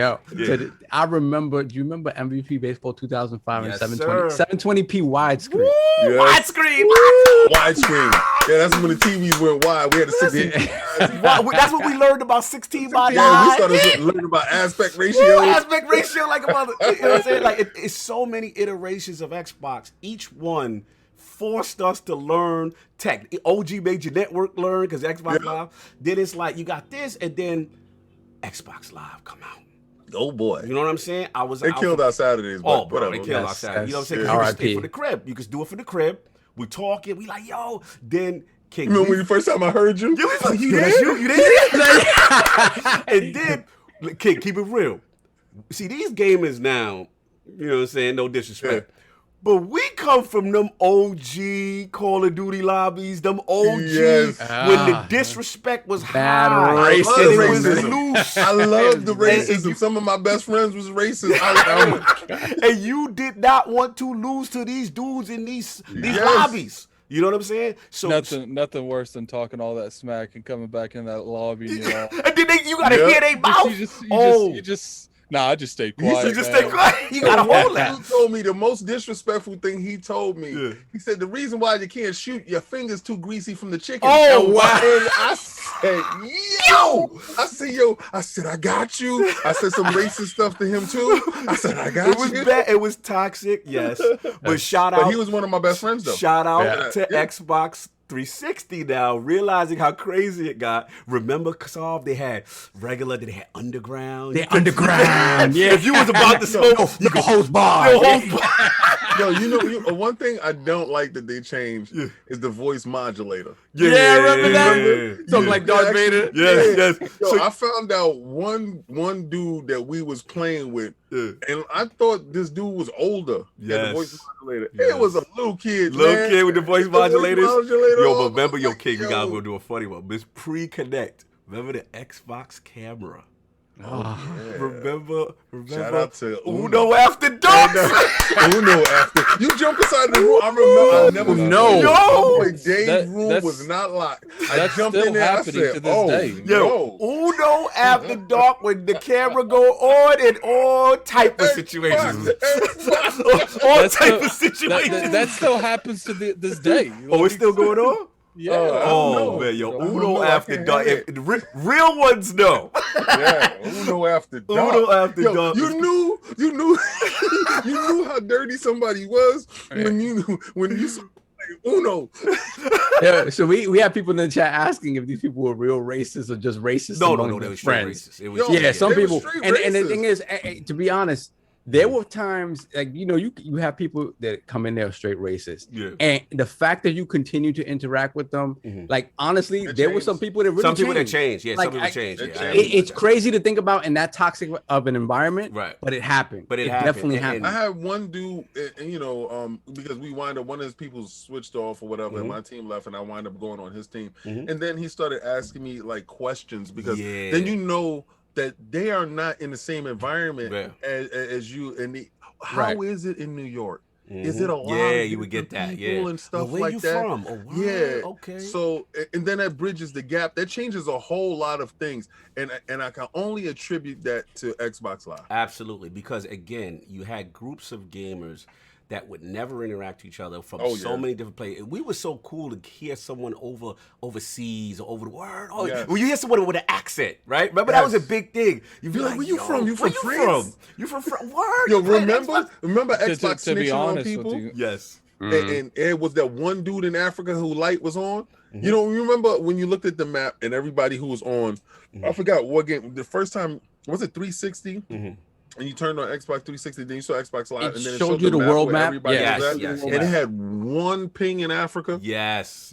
I was like, wow. Yeah, I wonder, bro. It I was. wonder what's going on over It there. was transformative. But just to finish up, they really don't get enough credit for each generation pushing the genre forward. Because as much as we laugh about Xbox One and stuff, but digital gaming is where it ended up going. You know what I'm saying? Yeah. Like a lot, and Dudes was fighting that. I was fighting that. I mean, they invented Xbox Live with the original Xbox, and then with the 360, they was like, "Yo, we doing good, but they didn't just stay safe. Right. Let's just keep pushing this narrative we're pushing. Right. When they were making that 360, what can we do to make it better? Yeah, We're like, make it better. Right. And then the blades and all that. So salute to them, man. And the last point, obviously, where we are now, Game These Pass. plates. You know what I'm saying? Say, yeah, all these great things, man. Salute to them. 20 years of Xbox is tremendous. I want to see how they continue to celebrate it. The Halo Infinite thing, I'll keep it quick. The Game of the Year stuff does not matter to me. I just want the game to be good. I want a Yeah. solid, coherent campaign that's not mishmash. I want a story that is told well, do service to him. As long as Addict gets his hardcore multiplayer, and I Yeah. wouldn't be opposed to either if a battle royale style mode gets added later or I have whatever. a feeling they're gonna do that. Yeah, like just appease to all the bases. Try to make it as accessible as possible. But that's what I got. Let's get these last two. Let's double up and then get up out of here. Any super chats up? Yeah, we actually have a few. Hold on a second. Brett Bingham, $5 super chat. Now that Bethesda has more financial backing from Microsoft, Morgan Freeman needs to narrate the next 4 hours. That would be cool. I would like that funny. actually. I would like that. Then we got Slowmo Backslap, $5 super chat. Who won the debate, Saul? Thank you. Yes, Sour yes. grapes for those who enjoy bad controls. Great show as always. I don't understand the rest I'm of not that. making comments. Slow, I- get him.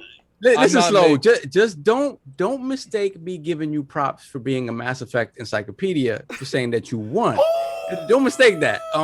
Go enjoy your dating simulator. Oh my God! I'm not gonna even I love you, make Slow. I'm not gonna even make comments on Mass Effect. Yes, please. Then we have Urban Ninja with a $5 super chat. Again, the man speaks facts. Map control is God in Halo, just like Quake and Doom long ago. Oh, he loving that Yeah, talk. very important. Very important. Then we have Brett Bingham, $5 super chat. Damn, King, you took us down a dark road with Sega. It was a dark road, that's for sure. It felt bad for me. I was there from a long time. Yeah. Then we have the Wise Old Gamer. We have a super chat from him, and we have a regular chat that I wanted to read from Wise Old Gamer. We got Wise Old Gamer. 20 years ago, I was diagnosed with my first case of cancer. My friends bought me an Xbox so that we could still play together online via Xbox Live. I lost one of those friends recently. I love Xbox for the memories. Thank you to Xbox for the memories. Damn. Salute, brother. We have Drunken Ninja, $5 super chat. Gotta respect the beard. Built a next gen console with almost no hardware issues. Salute. Oh yeah. Salute. Yeah. Salute to Jason Ron on the team. One bad mother, $5 super chat. Oh, my man. Shout out to the Iron Lords, Xbox Live alpha tester, and the mayor, LordCognito, No doubt. one-upping Enrique on his own show. Yeah, because you talking that bit. I was like, I was alpha, sir. You know what I'm saying? It was a fun time. Shout out to Brad. Shout out to One Bad Mother. Shout out to Slow, and shout out to Bad Bit. Big Cloud. That we had a fantastic show, man. These old bastards were tip of the spear. Yes, That's who we were. Yes, we were. Pixelbit G, $5 super chat. This is the first time in the history of Xbox that it's not a side project. Halo will be my game of the year, based on time enjoyed by me. Cheers, Lords. Facts. Down. That's right. Don't let nobody judge if you enjoy it. That's it. Then we have Flame with the $5 super chat. Shout out to Xbox for giving me the first game I played and beat by myself when I was a kid. That being Fable. Looking at you, Playground. Take me back. Oh, you know addicts about that. Hopefully, yes. No, you guys think I've ranted in the past? Let me mess up Fable. Let me mess up Fable. Yeah, they're gonna have to come see you. We're gonna have Man, some the same- Fable dissertations. That same day, we about to get disowned by everybody. That's what I have to distance myself from you when you read. Yeah. You better, man. if you even since Fable's bad, you better start distancing yourself then. Then we have the Wise Old Gamer, $5 super chat. I'm happy how Xbox made more than a box. They made a community where like-minded people can get together. Yes. Before Xbox, we were solitary. Now we are Legion. Woo, bars. Okay. Then we got Drunken Ninja, $4 super chat. Ninjas. Xbox really revolutionized multiplayer. Yes, No in doubt. console Ninjas on space. deck. You already know. That is for sure. Caught I up? think. Hold on a second, Drunken Ninja. Yeah, we're good. We're caught up. All right, cool. Let's get these two quick hitting kind of bang bang. Yes, say Kings ready. Yeah, PlayStation Studios, y'all. You know what I'm saying? I was meaning to talk about this. Shout out to Benji Sales. I think he put the initial thing out. It was on Wired. And yeah, man, looks like again they have currently 25 games in development. Nearly half of them are new IPs, according to HermanHulst, the Guerrilla co-founder. Jim Ryan tapped to lead PlayStation Studios in 2019. The group has more than 25 games in development. Yeah, so they basically said that half of them new IPs and Smoke and mirrors. Huh? I said smoke and Oh mirrors. my God. Okay. Wow. So there's an incredible amount of variety. According to Host, there's an incredible amount of variety originating from different regions. Host said. Big, small, and different genres. So let's get it. This King wanted to talk about this. So Lord King, this is you, surprisingly, with a Sony topic. What do you feel, sir? 25. And dope. So when I came in today, You know, Mhm. I was playing Jay-Z. What more can I say? Yes. Stand up, stand up. You heard it. Oh. 25 games Mm-hmm. over different genres, Mm-hmm. spanning AAA to AA, Uh-huh. new IPs. Yeah. Oh my God, it sounds too good to be true. Tony about to do it, baby. Oh my God. So just when I was looking at your little brick in the corner with the dust on it, you fall down. It's on, baby. He's They about capping to so do hard it. right now. Yeah. I want to know where this is Yo, going. y'all, I knew it. When is the felt it. I shoe was dropping? like- I said, yo, because because last month they was like, yo, we all about the AAA and we don't care. Mhm. And dude, they didn't like that. They didn't like that narrative. That was like the people was like, no. People was like, no. We want everything. So they didn't like how it went. So all of a sudden, 25 games. I told you, man, they lying. They lying. Why to you. is there's the HermanHulst shoe. lying? Here's the shoe. If one side, they talking out of both sides of their mouth. We believe in AAA experiences, and that's what we're gonna focus on. They don't like that. Yo, we got mad 25 games of different genres that's coming on, and new IPs. They're gonna love how we do this. Are you implying that there's mixed messaging, sir? I'm implying that they playing you. We exclusive. We open. We open. What are we really? They frauding you, just like Addict said. It's smoke and mirrors. They do this to you always, and you always gonna fall for it. You always gonna be boo boo the fool. They put out a little. They put out a little tweet and tell you, yo, we're doing this. They made this leak. It leaked out. 25 games leaked out. Man, shut up. So they can't possibly be in development. No. You hear one game leak out from someplace. One. Right? You all you heard was Microsoft has a AAA game that's gonna blow your socks off. One. Right. Out of all 36 studios, one game is gonna leak out. These dudes have a secret 25 games. Man, shut up. How stupid can you be? Just to sit there because they don't want you to move. They don't want you to go to where the stuff is really at. Where's the stuff really at, kid? They put out a tweet with no pictures, with no nothing. Yo, we got 25 games. Really? Really? Man, shut up. We got 25 nothing. King does not believe this. I gotta. So wait, King, I gotta push back. Games and they ain't at E3. If you had 25 games, wouldn't you be at E3? Let me say something before you go, Cole. Good. Look, like, I'm not saying they don't got 25 games, and they didn't even really come out openly and say what type of games they're going to be. They just said big and small. Mahjong. So I'd assume it's going to be games like from a knack size to like a God of War size. All I'm saying is expect more games in the middle than on the far end, because they don't have a whole lot of studios that do quality work anyway. They got like 4, maybe 5. No. I'm being real. I'm being real. Like, a lot of these games are going to be third party timed exclusive. I can almost guarantee you this. But at this time, unless they going back to what to the Atlases, to the Capcoms, to the Square Enixes, who are they going to? Square Enix. Like, Microsoft took Sega's cookie. What about a third-party exclusive deals and stuff like that? No, that's what I'm saying. Yeah. Like, you're looking at a lot of these games from Square Enix. Like, don't expect. All I'm saying is they're gonna have good games, but don't expect every 25 don't expect like 25 to be AAA God of War. Oh, okay, I get where you go. Yeah. So y'all 25 saying Returnals.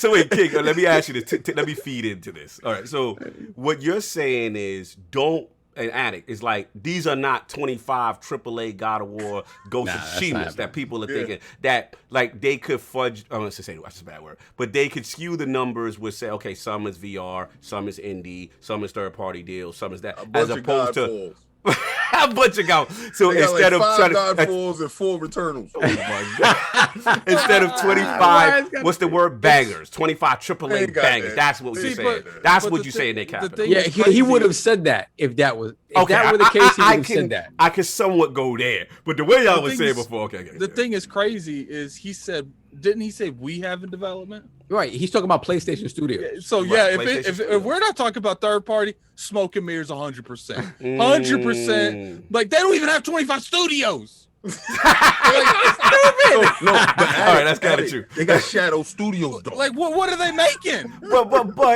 you know, Mahjong. multiple development, you know, teams make multiple titles. Like I think the communication was 100% there. I think he's talking about 25 titles coming to the PS5. He said that's there's an exclusive. incredible amount of variety originating from different regions, big, small, different genres. This is Yeah. Lord HermanHulst.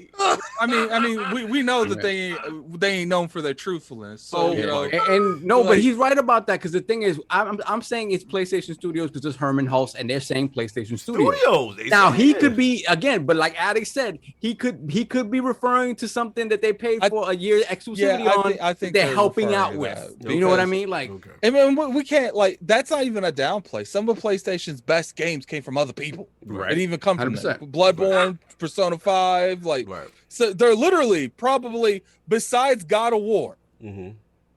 their best games are on other people made. But they're saying PlayStation Studios. That's what they 25. It's hard to That's tell. gonna reach There could have PlayStation 6 been and a lot of interpretation going from writer to Mhm. like.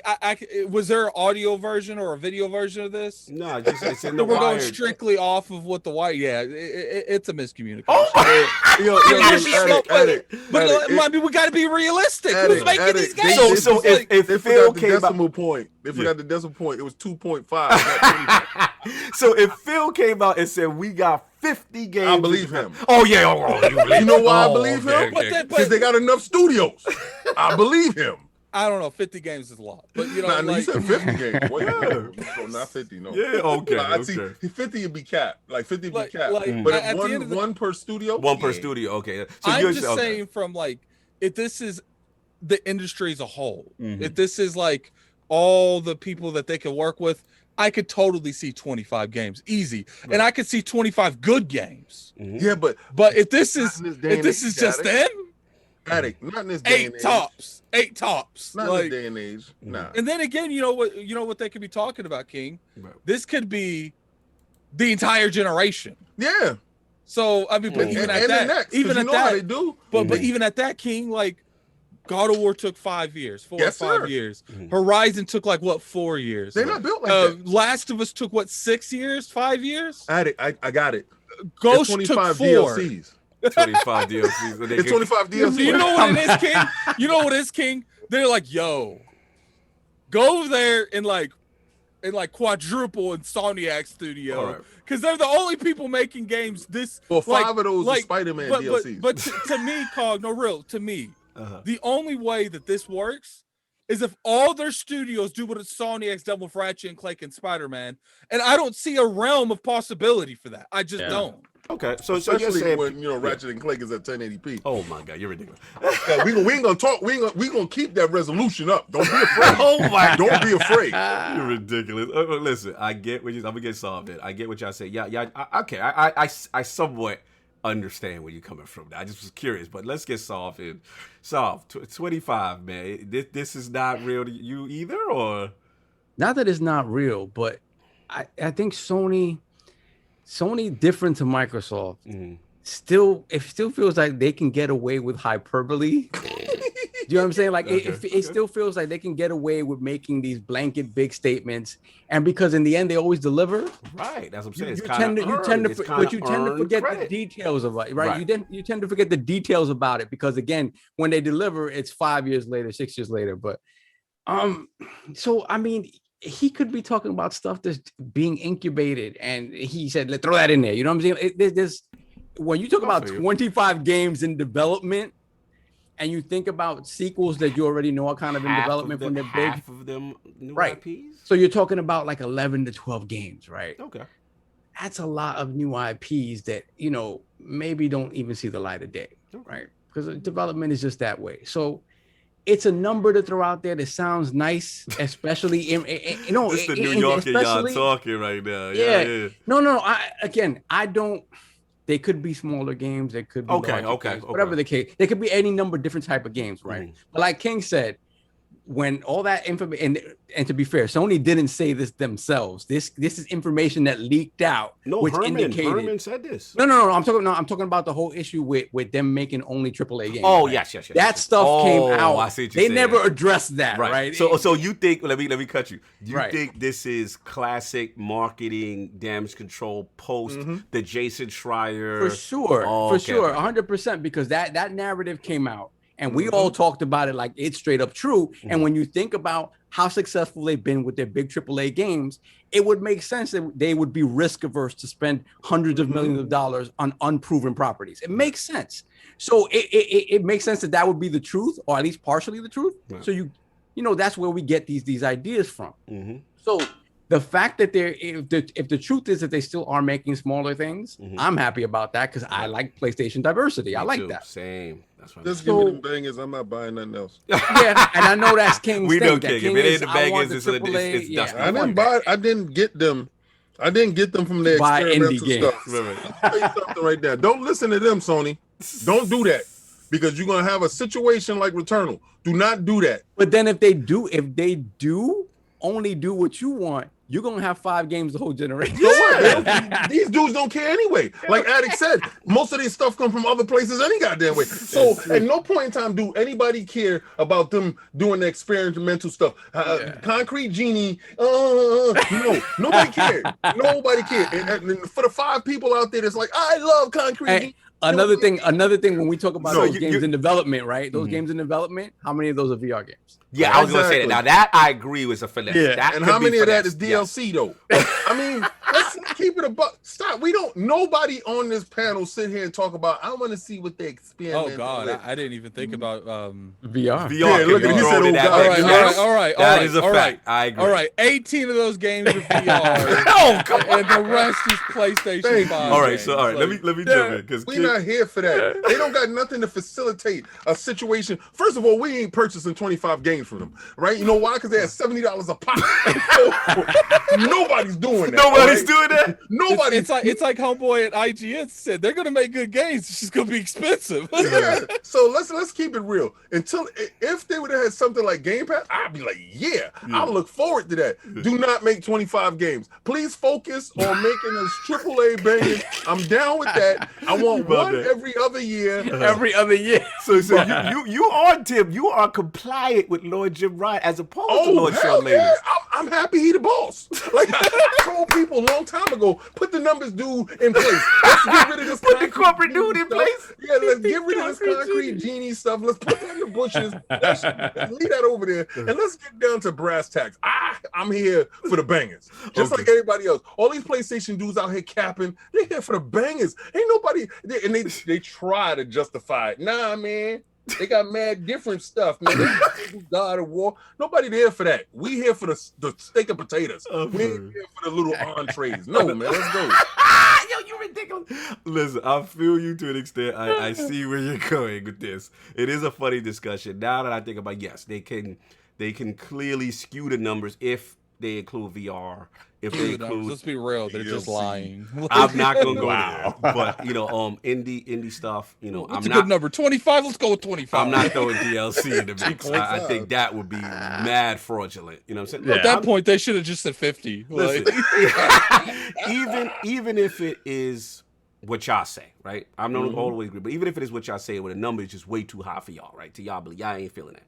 Okay, my thing is at least what the Jason Schrier article did was put out to them the energy that, not even though King don't like this, that all Sony fans was feeling all we gonna get is blockbusters. And if a game like Days Gone, quote unquote, succeeded, but is still not gonna get a sequel, that made Sony fans upset.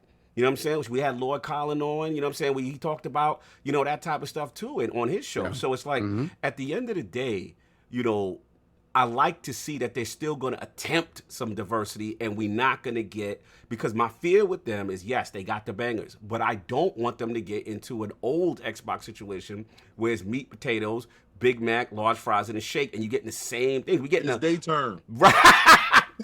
I feel It's like day turn. I feel like you're going to get games from Blue Point because I think they consider that them. Right. Like, regardless, they're funding that studio entirely. That's Right. them. They Right. just ain't formally came out Right. and bought them. I- You're going to get the studio that made Returnal.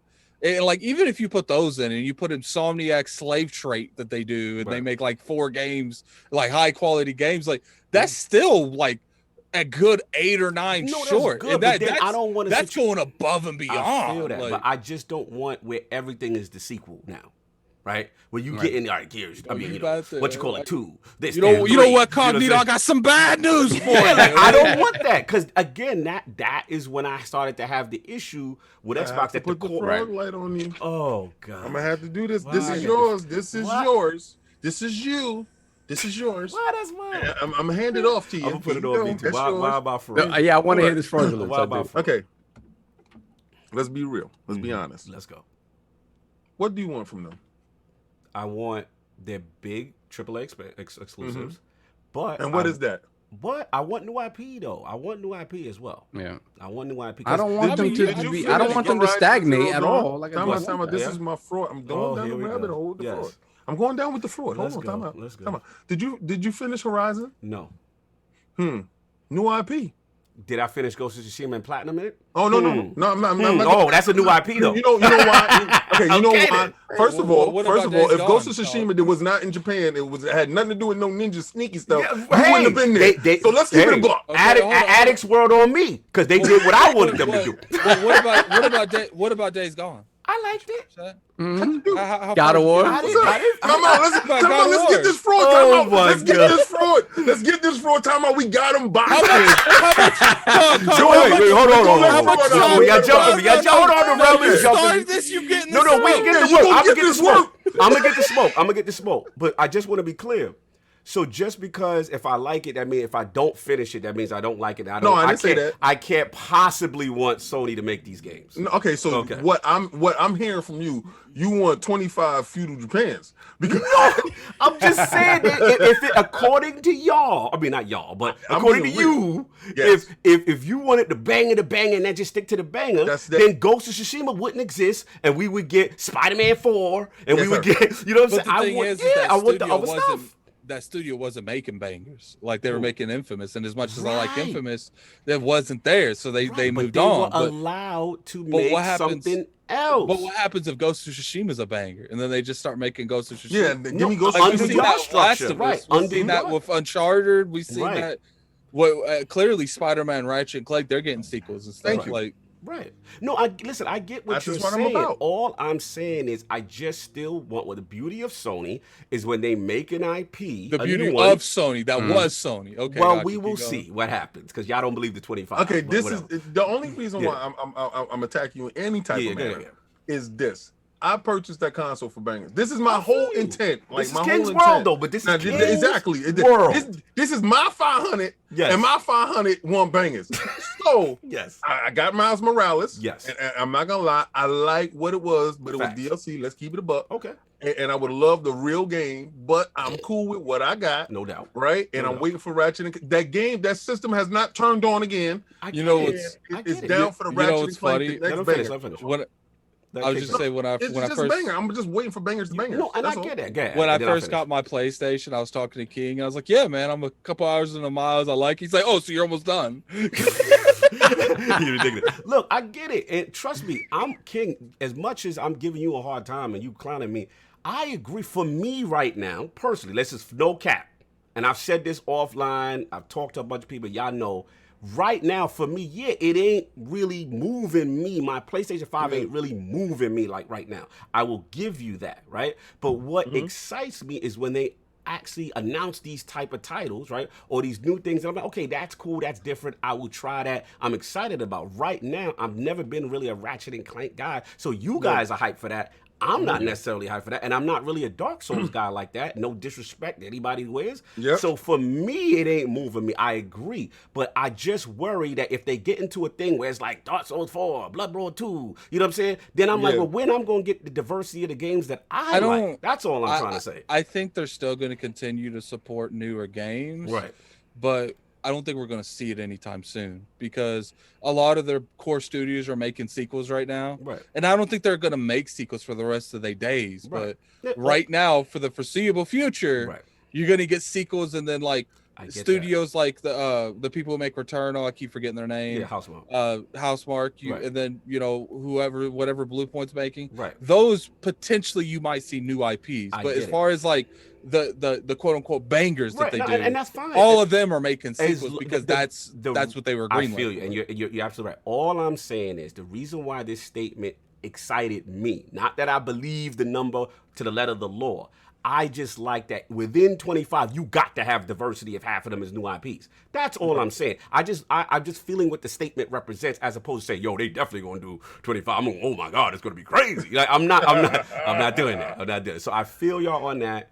We will see. Future looks bright. And for the people in the chat will say, well, why are you so excited for Xbox or whatever? Because Game Pass is the ultimate nullifier for me. That gives me the opportunity to try if they had a Returnal style game. You know what I'm saying? And they have different type of genre and MLB The Show and Outriders. Why he acting like he don't know why?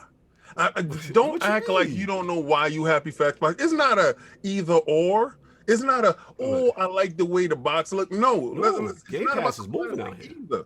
It's about the fact that they took my $1 and they stretched it all. Facts. Right? Fact. And Sony looks like they're taking my $1 and they cutting it in half and they giving me one game and telling me go about my business. And I want more porridge. No, King, they taking you $1, throwing it back in your face saying, bring me 69 back. Listen, it's not for everybody. Some people love that though. So give me that Game Pass. Every day.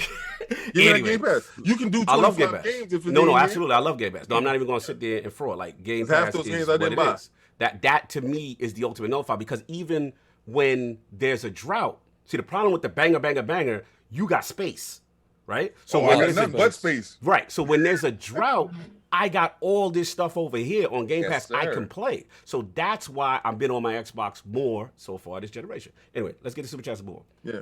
There's Yakuza, right? Mm-hmm. Super Chat. Yeah, last one, Yakuza. We get out of here. This is super quick. Sav, you got the joint? Sav, you muted. My apologies. No, you're good. Let me see. Give me 1 second. I gotta run back a little bit. Okay, RRD with the $2 super chat. Favorite battle rapper? I can tell you watch. Favorite battle rapper. The Cannabis, but he. Oh, stop. Well, for me, it's Hollow the Dawn. I like Big K. I like a lot of the OGs. Mook. I mean, Lux, of course. Yeah. Loaded Lux, of course. Crazy. I love the production that he brought there. He's just a flair with the whole thing. He's OG with it. Continue. Then we got Flame $2 super chat. PlayStation Studios also a publishing house. Hint, hint. Yeah. Okay. Yeah, they published MLB The Show on Xbox. Shout out to the new publisher on the block. Love their work is beautiful. Then we have Mass Erect with the $5 super chat. Making 25 games to the redesigned PS5. Then we have Clutch Man $5 super chat. Once a week I wait out of town to bring a client home. Shout out to Xbox for giving us Lil Man that I can take in my back pocket and game at Panera. Sav appreciates this. I appreciate this. Trust me. And talk about Little dungeons. Man on the go. They should have a show about that. Little Man on the go. It's funny because when we say Little Man, I think about like Marlon Wayans and that movie. No doubt. Then we got Smitty Smith $5 super chat. PS5 games in development like such hits like What Can I Turn It On? Will rest mode work? And rebuilding the database. The book. Yo! That was petty, sir. That was petty, sir. Wow. Thanks for you on your pettiness. Then we have J-Tup as a shill, $5 super chat. If Sony had 25 games in development, you know about it because Sony likes showing stuff very early. Like I said, Chris Hart Returnal too hard. Chris, they're saying you return Returnal. Is that true? They don't take it back, so you're stuck with it. Then we have Beyond the River Styx with the $2 super chat. Wow. Next thing they're going to say is fire's hot. Then we have Jake Mouchline, $5 super chat. I remember back in 2008 meeting some Brits and Irish on Xbox Live via Call of Duty. Following September, I made a trip to stay with him and experience Britain. Yeah, despite the toxicity on Xbox Live, a lot of real friendships were born. Facts. With people that you may not be friends with otherwise. Facts. Otherwise, in gaming. Facts. We got Smitty Smith once again, $5 super chat. All y'all Sony fans are excited for 25 games you aren't going to purchase. Damn, y'all didn't even support MLB The Show. Wow. Then we have Dan Lazaro, $2 super chat. 25 is possible when 20 are remakes of remakes. I mean, we do have a Last of Us remake being made. So that I don't agree with. That's why I was happy about hearing. And I'm gonna buy it though. I'm gonna buy it. I'm not gonna lie. I'm a fraud. We all gonna bend the knee. I ain't gonna lie. I'm a buy my 70 on deck. Like it's on deck. I don't know if I'm buying that. They buying it. I'm cash out. They gonna put in faction mode, and we all gonna shut up and bend the knee. Oh, you talking about you talking about faction mode? Ain't never had me like the. Wait. The remake, the one with the new faces, right? Yeah, that's what they're gonna. I mean, they might combine both. They get my money though. Yeah, I feel like that's 70 cash. Shout out to Jim Dan Smooth Ryan on the Supreme moves. They can have your money for that. They can't. Don't worry about it. I tell you about it later. Stuff like this in the past. Well, I've beat Last of Us. Like unless they change something like narratively. Nah, I don't like the multiplayer. I've never liked the multiplayer. Don't let BG hit us. Yeah, I don't care nothing about the multiplayer. I mean, none of them are playing it either. Oh my God, I'm telling BG on you. Continue. There we have Mass Wrecked, $2 super chat. Yo, King, hope your PlayStation 5 didn't seize up from the dust. You know what? That was crazy because I got scared when I turned it on the other day. It was like, gonna catch on fire. Man, yeah, please don't do that. I'll walk with a fire extinguisher though next to it. Ridiculous. Continue. There we have Gamers Play with the $20 super chat. The chant Xbox has no games will be killed starting this year. Xbox 2021, The Gunk, Starfield, Scorn, The Ascent, 12 Minutes, Crossfire X, Forza Horizon 5, Halo, Psychonauts 2, Stalker. Shout out to AK01 Cobb in the chat. First of all, that narrative's been dead when Game Pass hit. Because everybody that has a PlayStation now is sitting there not playing nothing, and everybody that has an Xbox isn't on Twitter. Shout out. Wow. They said we frauded. They said we playing old games. Can't go to chat. Yes, and they got frame rate boosts in HDR. Y'all playing old games. Like when y'all put an old game in, it's an old game. It's a different. He does got a point. She got a facelift. She got a tummy tuck. She looking nice though. She took that flight. She took that flight to Colombia. That's right. Came back right. She got that flight to the Dominican Republic. She's good looking now. So, someone in the chat, please clip that. You playing old games. Yeah, that was classic. That's right. She got that old face and that old style, doing them old moves. Bible. There we are. Briscoe son with the $5 super chat. Brother bought my son $100 PSN credit. He didn't know what to do with it. He went to the store like, I don't like nothing in here. Oh my God. What is this Returnal? No. Continue. Then we have Geekhead 188 with the $5 super chat. The PS5 is a dog water console. What does that mean? What is dog water? Hot dog water. Yeah, hot dog water has to be discussed. Hot dog water. Listen. Disgusting. If somebody don't like time, you, and they make hot dogs and they pour the water. Hot dog water. Time. This is disgusting. Move it on. Dog water. Then we have Lordinator with the $5 in the chat. 25 games equals 1,750 USD. Okay, I got mine on the end of the generation used with used games. All their games are single player anyway. So make sure you read the next one with conviction. J-Dub is the show. $5 super chat. Before I get back to work at my house, Your voice is nice. I'm trying. I can't hear you, sir. I just wanted to say Mass Effect 2 is the Ali of Mass. AKA GOAT. My man J-Dubs should salute you, sir. Listen, salute man, you, I don't know. Taking punches on the ropes to see if your man gets tired. Let's do it. Let's do it. I love Ali. Let's go. Oh, no, we can't do that. We can't do that. Walk away from that room. We caught up? Yeah, we're caught up. All right, cool. Let's get about it. This one is super quick. And for me, an addict, YakuzaLikeADragon, man. You know, it was just reported. Shout out to Nebellion. I think he put the tweet out initially.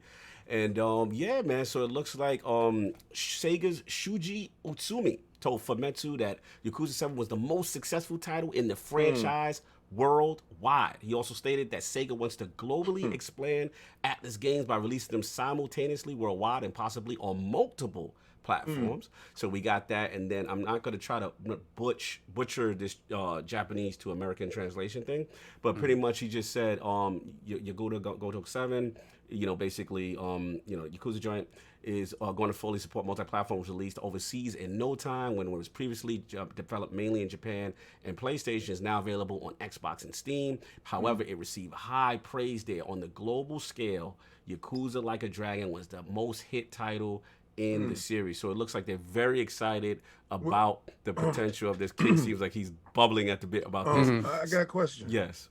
That was in Game Pass, right? No, actually it wasn't. Actually, 7 was. Now the all No, I'm other talking 6. about the Dragon joint. No, it's not a Game Pass. No, it That's wasn't. paid. That's paid. That was paid for? Yeah, That was paid for. I thought. Yeah, I don't know. Nah. See, Everything else is in Game Pass. Everything But all else, of the whole thing. Right. yeah, everything else is in Game Pass. I think that probably contributed to that worldwide sales, because everybody got to tell you, if you got a chance to taste steak, Right. maybe you might want the ultimate steak. To your point, King, Yakuza 7 Like a Dragon was timed exclusive for the Series X at launch. Oh, that's what it was. Yeah, he yeah, had it it was. first. Yes. And they had to wait. And the sales. They had to wait for the PS5. Oh, okay. All right. I see it now. I know now it makes Oh, sense, my because I God. remember it was something about Microsoft is the reason why it's a global success. And now they realize, oh my God, we can make money over here. And this Game Pass thing is giving us residual income. Yeah. Who did this for you? At what point in time are you just gonna bend the knee and just give it up? Just who did this for you? Phil Dominus Maximus Aurelius Spencer. And I don't care what nobody say. Oh, there's other people. Don't. Okay, this is where you're trying to take the credit from my man. Yes, sir. Listen, there's a quarterback in the team. If the team loses, so did the defense. I don't care if the defense was the star that day. The quarterback of the team is the leader of the team. He is the quarterback. So other things go into it. I don't care what that is. Right. He the quarterback. He take the wins and he takes the losses. We ain't gonna start pointing out little things. I like this Yakuza stuff. I like the fact that they're gonna go all over. Thank you. I love it. To your defense, me and Attic Bitch said, when Series X was announced the launch titles and stuff, and everybody got glossed over, obviously, with the Halo stuff. But I remember telling people that's a big get.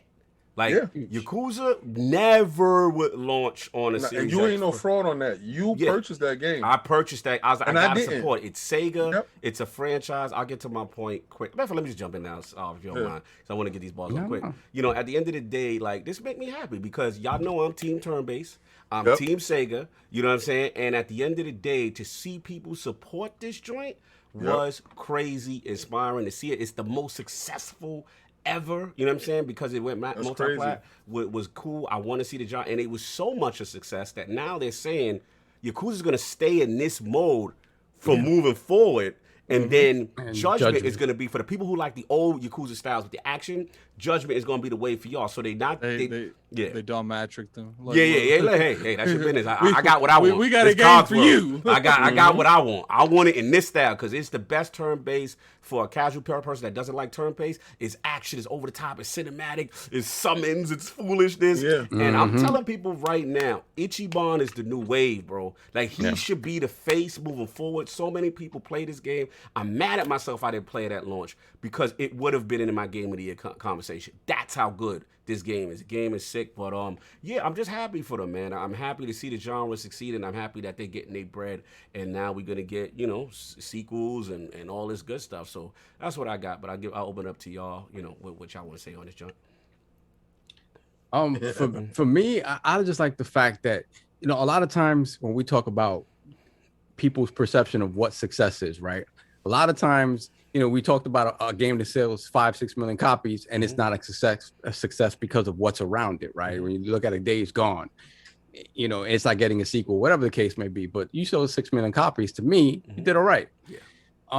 So it just seems like the fact that Yakuza, in a lot of ways, coming into this generation, still very niche in the Western market, for Sega to see, at the very least, the appeal that it has now. Even they haven't said, have they said specific sales numbers, or are they just happy with the sales numbers? Most highest selling Okay. Yakuza ever in the history of the franchise. So that could still mean not that much, right? It could still mean not that much. But the considering fact whatever of the it matter, was, right? yeah. But the fact of the matter is that whatever that number is, they see that potential for growth, and they're going to continue to expand upon it and continue to put it out on the Xbox. Give the game to markets that didn't, that weren't getting it beforehand. To me, that is the biggest thing. Right. The fact that Yakuza for the longest time has been the Shenmue replacement. Yes. Yep. And it hasn't gotten that shine. And when you look at Yakuza as a bro. game and the things that it does better than Shenmue, Bro, you preached it. it's crazy. It's crazy, and it hasn't gotten that love. I got to cover him because you said something I was saying, and I It's was the truth. It's the truth. I hate to go against the gut. Y'all know how I feel about Yu Suzuki-san. And I know we was talking about devs. King was talking earlier about devs and blowing the budget, and you know what I'm saying.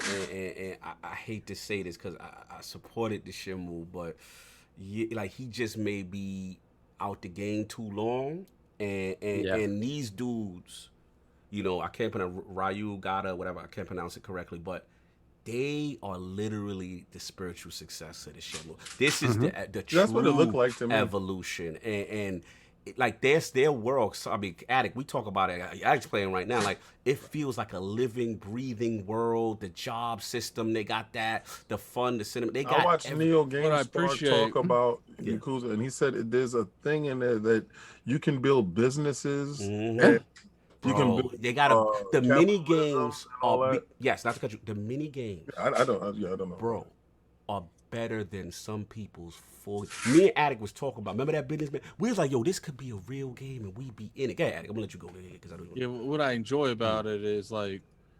this is a fantastic first attempt in the turn base. Like I still think Persona overall is a better game in terms of turn base, but like this is they came in with this. Like Debut. they didn't build up with this; they came in with this, and it did so well that they was like, who cares about that old and we got to hand it off. Like I honestly, I made a video about it. I think Game Pass has something to say with the sales that led to this happening, because to me, when it comes down to this, is the only variable. There's been a couple variables. We've had a turn-based variable change from their standard to turn-based, which to me that's a negative because that's a more niche audience than what they had. The only big narrative is Xbox put all their games in Game Pass,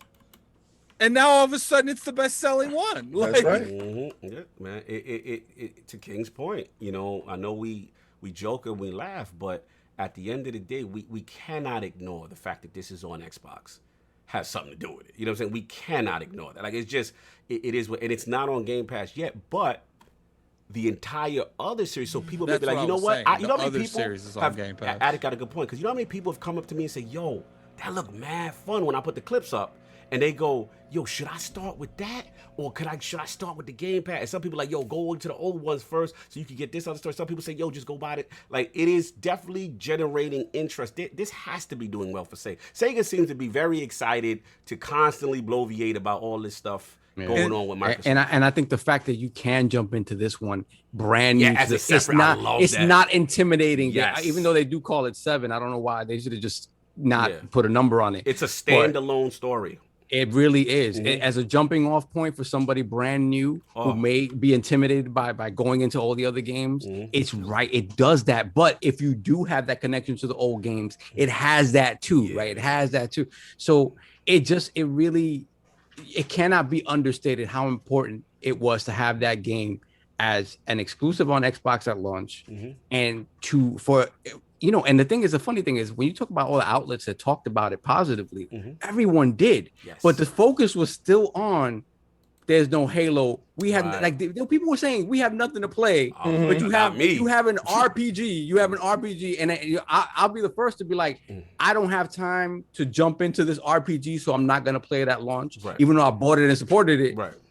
but I didn't Well, I didn't have time to play it. At the end of the day, all that's nothing but fanboy talk. Like, Right. Like people want to throw this narrative out there that people just play exclusives all year long. That's all they play. We know that's bogus. Nobody's playing Game Pass games. Yeah, no one's playing Mass Effect right now. Nobody's playing Mass Yeah, Effect right you know, now. even though they got no the one's metrics playing in MLB everybody's The face. Show last week. Yeah, no one's playing LSU. It's just cat. I feel away. Nah, I'm not playing Mass Effect. Oh yeah, we playing it. I'm not playing nothing on that PlayStation if it ain't no banger. But King, I don't even know why you arguing because we got the metrics that literally show what's being played on Xbox. Like you can literally go and look at the metrics. So I don't no one's playing it because they don't own it. No one's playing it. That's a damn Stop lie. it. Like that's not true. I'm in that camp. Yeah. And I always say this. I mean, listen.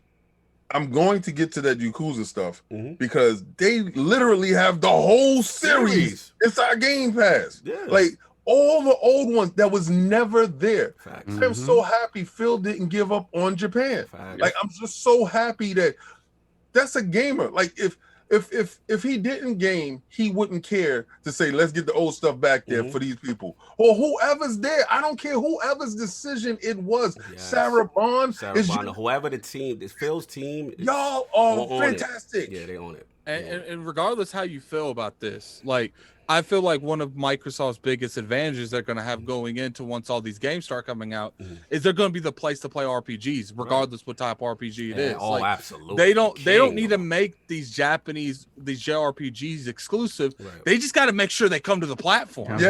Because they can't be an RPG system if they're losing half the RPGs to Sony. And we're not even talking about the Dragon Quest. That's why I tell people when Dragon Quest. And shout out next week. There's going to be a big press conference on Dragon Quest. Dragon Quest Builders is out there. Yeah, it's out there. Yeah, Game Pass. Doesn't it feel like this announcement means like day and date though? Yeah, things that have traditionally been Japanese sort of PlayStation centric things feels like they're talking day and date moving forward. Yeah, I think. Shout out to Phil, man. Shout out to Phil, I think Yakuza N was a great experiment for them just to see. And now that they're getting these returns and they're seeing this success, listen, these companies want to make money. And when you see that bag, gotta shout out to Phil. Like when they and you're getting return on it, it makes sense. That's why you seeing them quick to throw the whole series up in Game Pass. They're quick to throw Dragon Quest. Yo, it's a reason. And again, for the people like, I don't understand that there is tons of stuff to play. If you're a Game Pass owner, it's just the fact. It's overwhelming. Like it's just like, yo, damn, I want to play this, and this came out, and this came out. It's so much so you can literally be eating fine. You know what I'm saying? Yeah. With just that service. It's just that much quality games in there. I think everything coming out of Japan is starting to see a different look on Xbox. Like when you look at the chat mentioned Tales of Arise, like no doubt. Bandai Namco looking at Xbox like, Scarlet Nexus, when we see that, it's like, it feels like they think that it's viable in a way that to them it's never been before. Right. Absolutely. Let's finish because I know King got to roll on out. But look, tremendous topic. Salute to them. Again, I can't pronounce that studio's name for the life of me, but I love them. Ryu Gojo. Logic wins. Tell me how it says. He know how to say it. But anyway, salute to them, man. Tremendous success. Good to see. Let's get the poll with we got super chats. Let me get my bad. Yeah, super chat. We got Dan the Man Cunningham, $5 super chat. Xbox gave me the opportunity to play Halo couch co-op with my 5-year-old son, who is now a pro gamer. Long live the LAN parties and long live Blood Ghost. Love that Blood Ghost. Salute. Hang 'em high. Yeah. J-Dub is a shill. $5 per chat. I only bought Yakuza Like a Dragon because I played the older ones on Game Pass. Put over 100 hours in Yakuza Like a Dragon. Still have the ultimate tower to beat. Yeah. Wow. Salute. I'm almost there, like chapter 12. Then we got Gaming Forte, $5 super chat. I love Sundays. I can always count on the Lords going over 3 hours long. Great job with your interview as always. And of course, hey, King Boo Boo. Hey, Forte. No, so the chat correctly. Ryu ga go to cool. Okay. Ryu Studio. That's what I'm calling it. For sure. Let's go. My man C-Mac. Thank you, C-Mac. We're good. We're caught up. All right, cool. So look, let's get up out of here. Sorry. Tony Bryant, $5 super chat. We're getting Dungeons and Dragons day and date now. That's right. Yes, sir. Yep, that's right. And that's gonna be crazy fun. That's a big one. A lot of fun. The Alliance day one. I have a feeling we're about to get Persona 5, and then when they announce Dragon Quest next week, the new Dragon Quest, I have a feeling it's going to say Xbox Series S and X right on that with everything else. No doubt. Shout out to Solo. He said, just call him RGG, cock. All right, RGG. Look, new poll coming out. So, with Xbox's 20th anniversary coming up this year, in your opinion, which feature of the Xbox platform helped push gaming forward the most? The choices are A, internal hard drive, custom soundtracks, Ethernet port of the Xbox Duke. B, Xbox Live and party chat system for the 360 era. C, backward compatibility, Xbox One era. And D, you ain't got no internet, we got a system for you. Those are the choices. Please rock the vote when it goes up. Salute the Lord Jason Schrier, who pulled up in the realm of Bloomberg News. Press Start in stores right now. Check out that great book. And if you missed the other one, Blood, Sweat, and Pixels, go check that out. Had a fantastic interview. Again, if you came in late, rewind, watch the first hour and a half, man. It was a lot of fun, a lot of real talk. So get to appreciate y'all, man. And then, of course, Lord Daniel May, a.k.a. Lord Theon Greyjoy, pulled up, did his thing, you know what I'm saying? And he's owning it now, so I get to call him that. Minus the Ramsey stuff. Minus the Ramsey. Let's cut.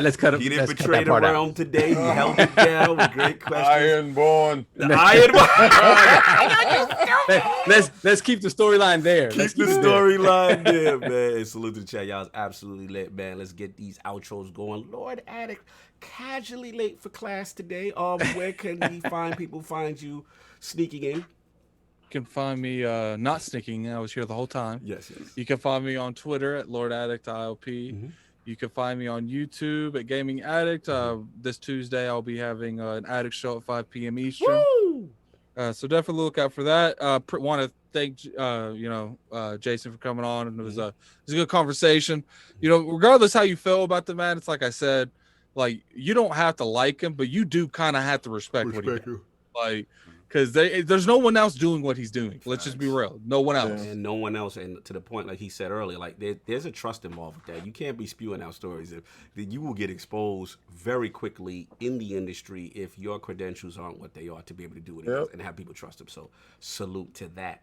Lord Sovereign, where can I find people find what you got going on, sir? Yeah, for sure. Big shout out to Jason, man. I always appreciate Jason's candor. And we found out some things about him today in terms of, the willingness to talk to people and forgive and the things that are going online. Yeah, shout out to him. I gotta give we gotta give ILP bringing people together. We deaded like two beefs. Two beefs. You know what I'm saying? Between Jason and Paris and a couple other people with Jason. So shout out to Jason who said, look, if you email me and if I blocked you and you email me and you apologize, I'll unblock you. You know what I'm saying? Hold on. Exactly. I mean, I shot your shot for you. And shout out to us, man. I'm always proud of what we do every week, but I'm proudest when we can do things like this, and shout out to Paris for lurking in the chat and bringing that up. Being a man, he ain't had to do that. I love that. He's a real dude. Fantastic. And hopefully, like I said, I want to have a more in-depth conversation with Jason later on about the state of the industry, where I will bring up other names, and hopefully we'll see what can happen. I didn't want to do that today. I thought you was going to do it today, but I was like, no. Good call. Good call. No doubt. So big shout out to that. You can find me, Lord Stop ILP. Hopefully gaming more.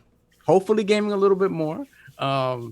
On Twitter, and of course BX Sovereign on PSN and Xbox Live. No doubt, you already know. Lord King getting the crew, the rank and file to stand down and stop hitting up Jason. Salute to you calling off the goons. I respect that. You know what I'm saying? Great cookout yesterday, sir. It was great to see you and hang out as always. You know what I'm saying? To see the fam. So salute. What's going on, bro? It was funny because when Cog walked in, it was like he was a rock star, and it was like, "Hey, it's Cognito." So one dude tapped me. He was like, "That's the guy that's on the show with you." King's like, I know. I felt good. I felt good coming in. Yeah, I know. That's my cousin. I said he was coming. Yes, sir. and he got a chance to go downstairs and see some stuff. It's. This has been a really nice weekend. I really loved it. I really love real journalism. investigative journalism means that I'm willing to get my hands dirty, willing to go and get all the sources and get that stuff together. That's like a lost art. And yeah, most of these people are not willing to they pretty like low key that fight work. multi-billion-dollar corporations. Yeah. And shout out to Jason Schrier for being the boogeyman in a lot of these dudes' closet. You know, yeah, he be scared. Yeah. He be scared. To be the White Walkers and don't talk to him. Don't talk to him, son. and probably got his face up. This guy, like a wanted poster. Yeah. That's insane, and it is flattering because that means you're doing your job well. You're doing your job well in a sense, but please, I will really love for them to go out and read his book, so then I actually know who he is first before you prejudge and condemn the man ahead of time. Like he said, a lot of dudes come at him really weird, and he said, they say some weird stuff, but I also love the fact that Paris came on and Paris, was like, yo, whatever, apologize. Anything for a man to apologize. For a man, that's a big fantastic, yeah. To see in this day and age. Because a lot of dudes, we hold our feelings in and we don't actually, that ego, put it to the side is whack.